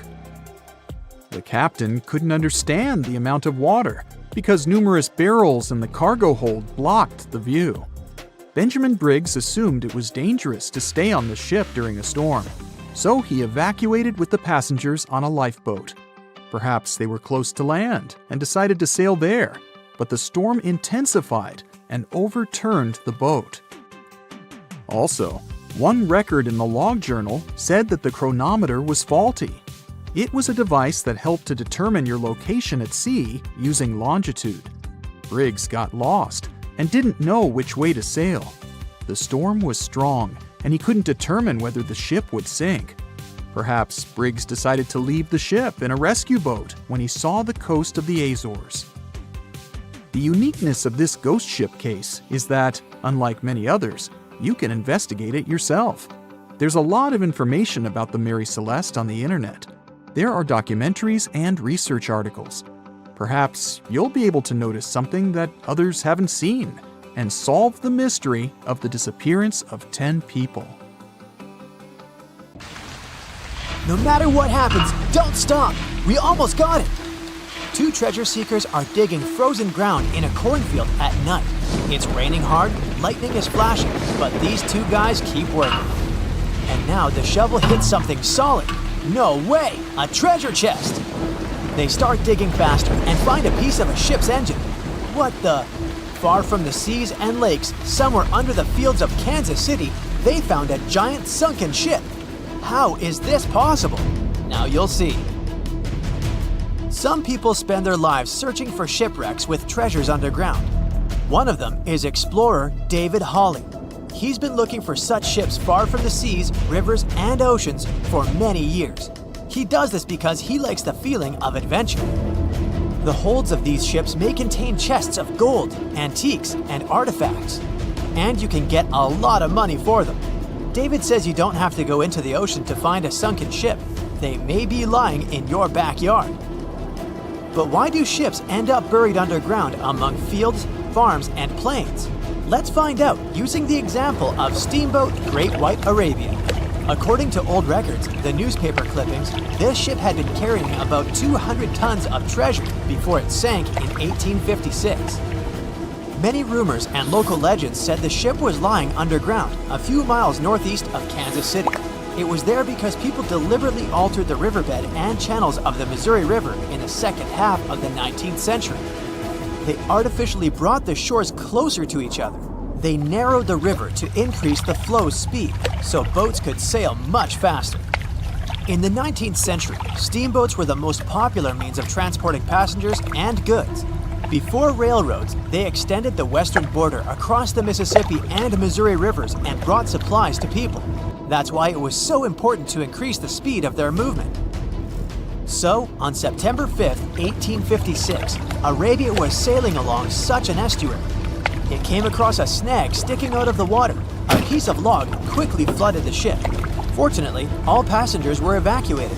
But the steamer and its precious cargo reached the silt bottom of the Missouri River in a few minutes. Several years had passed. Everyone forgot about the vessel.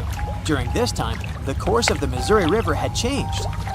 But Arabia remained under the wet, muddy bottom. The soil level above it was getting higher, and the ground was losing moisture. Eventually, many decades later, a cornfield formed above the sunken ship. In the 1980s, one farmer owned this area, and he had no idea what was hidden in his territory. David Hawley carefully studied the history of the sunken ships of the USA.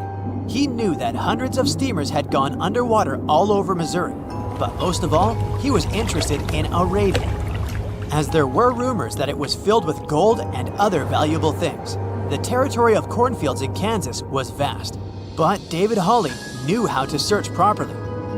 In 1987, he started working, first together with his brother and father. They collected all the clippings from old newspapers they could find. They were looking not only for information about the steamer, but also for maps of the Missouri River. They tracked its historical changes, checked the dates, and identified a large area where the steamer sank. Next, they used electromagnetic testing and other geological stuff to study the soil and find the right place. They searched for differences in ground moisture and density. Then, they went through the territory with powerful metal detectors. And so, by the fall of 1988, they had determined the location of the steamer. Arabia was the size of a football field. This gigantic vessel lay 45 feet underground, 4 stories down. But before they started excavating, they had to ask the owner of the cornfield for permission. For the farmer, this news was a big surprise. He agreed, on the condition that the excavations would be completed by spring so that he could sow a new crop. Digging a giant ship in winter is much more difficult and expensive than at other times. It includes additional equipment, electricity, and heating costs. The team worked day and night. They financed the excavations out of their own pocket. Each invested more than $10,000 and took out a bank loan. Finally, they noticed the first details of the ship. The shovels hit the huge engine boilers and the deck. The goal had been achieved. Most of the cargo lying inside the sunken ships is covered with rust, shells, mud, and is badly damaged. The contents of Arabia were in excellent condition, considering that the ship had sunk 130 years prior. Unfortunately, they didn't find the chests of gold. Still, they got several tons of other valuable cargo, household items of people who lived in the middle of the 19th century. It was a time capsule. The ship was carrying supplies for hundreds and thousands of people, and all these things were perfectly preserved. For example, they could clearly see the brand stamp Goodyear Rubber Company on one rubber shoe. The longer the excavations continued, the more things David and his team found. In the barrels, they found plates from the 19th century. They were intact and usable. Also, there were clean clothes, thousands of pairs of shoes, harpoons, frying pans, and umbrellas. The ship was carrying cargo to supply about 16 small towns. Yes, it's not gold, but such artifacts are also precious. The contents of the ship could be worth millions. However, the crew wasn't going to sell these things. They made a museum on the site of a former fruit market in Kansas City. If you go there, you will immediately feel like you're in a department store of the 19th century. There are thousands of items in good condition. Even the matches here are dry enough to light up. It took David many years to present the entire collection from the steamship. He values each of the items and doesn't want to sell them. Anyone can come here, pay for a ticket, and find themselves in the past. Who knows, maybe there's an old ship hidden in your backyard too. Geologists found an older vessel in the hot desert of Namibia in 2008. This ship sailed back in the days when pirates scared sailors on the seas, and now it's inside a dried-up lagoon.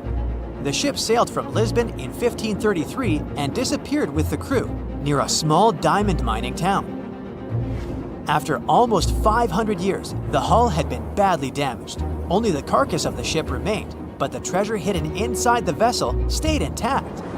They carefully studied the boat for a long time, trying not to ruin anything. And then, 5 days later, they found a big old chest in the hold. Carefully opening it, they found gold coins there. Thus, the cost of the ship was estimated at about $10 million. The exact cause of the shipwreck is unknown, but experts believe the ship was destroyed by heavy cargo and bad weather. It went to the bottom of a lagoon that later became a desert. Some find an airplane in their backyard, others discover a ship, and one man found a passage to an ancient secret city in his house. This happened in Turkey in 1963. The owners of the building decided to make repairs. He went to his basement and knocked down the wall to turn this place into a living room. And so, behind one wall, he found a tunnel leading underground. The man thought it was some kind of a secret chamber. He went down there and realized it was something much more than that. It was an ancient city 18 floors deep. People built it in the years 780 to 1180 as a refuge from weather disasters and the invasion of enemies. This place also includes many underground tunnels that stretch for several miles in different directions. People could get to the town from different points using secret passages leading to these roads. The city can accommodate about 20,000 residents, livestock, and tons of food supplies. Archaeologists have also found a chapel, schools, stables, and public kitchens there. They say nothing is ever lost, and it's true. Let's discover ships frozen in time. The first one is truly fascinating. Here, the Antikythera shipwreck. It's a Greek trading ship from the 1st century BCE. It's located on the east side of the Greek island of Antikythera and at the merging point of the Aegean and Mediterranean seas. Around 2,000 years later, in 1900, a group of Greek sponge divers discovered the wreck. They were going to Tunisia, yet they were forced to find shelter from a storm on a nearby island. Since they couldn't go anywhere due to the storm, they decided to look for sponges until the weather got calmer. One of the divers discovered the shipwreck at depths of around 130 feet. Imagine someone going for a sponge hunt, but getting out to the surface with archaeological treasures. The captain of the sponge boat talked to the Greek officials about what they had found. The officials sent 2 ships to the wreckage. The salvage operation was successful, and discoveries are now in Greece's National Archaeological Museum in Athens. The findings included 3 life-sized marble horses, jewelry, coins, and hundreds of works of art. including a 7-foot-tall Colossus statue of Hercules. Among these treasures, Antikythera ephebe, a bronze statue of a young man, caught more attention. Because the ephebe doesn't comply with any familiar iconographic model, and there are no known copies of his type, he held a spherical object in his hand. Scholars have different theories of who that person could be, but they are not in a consensus yet.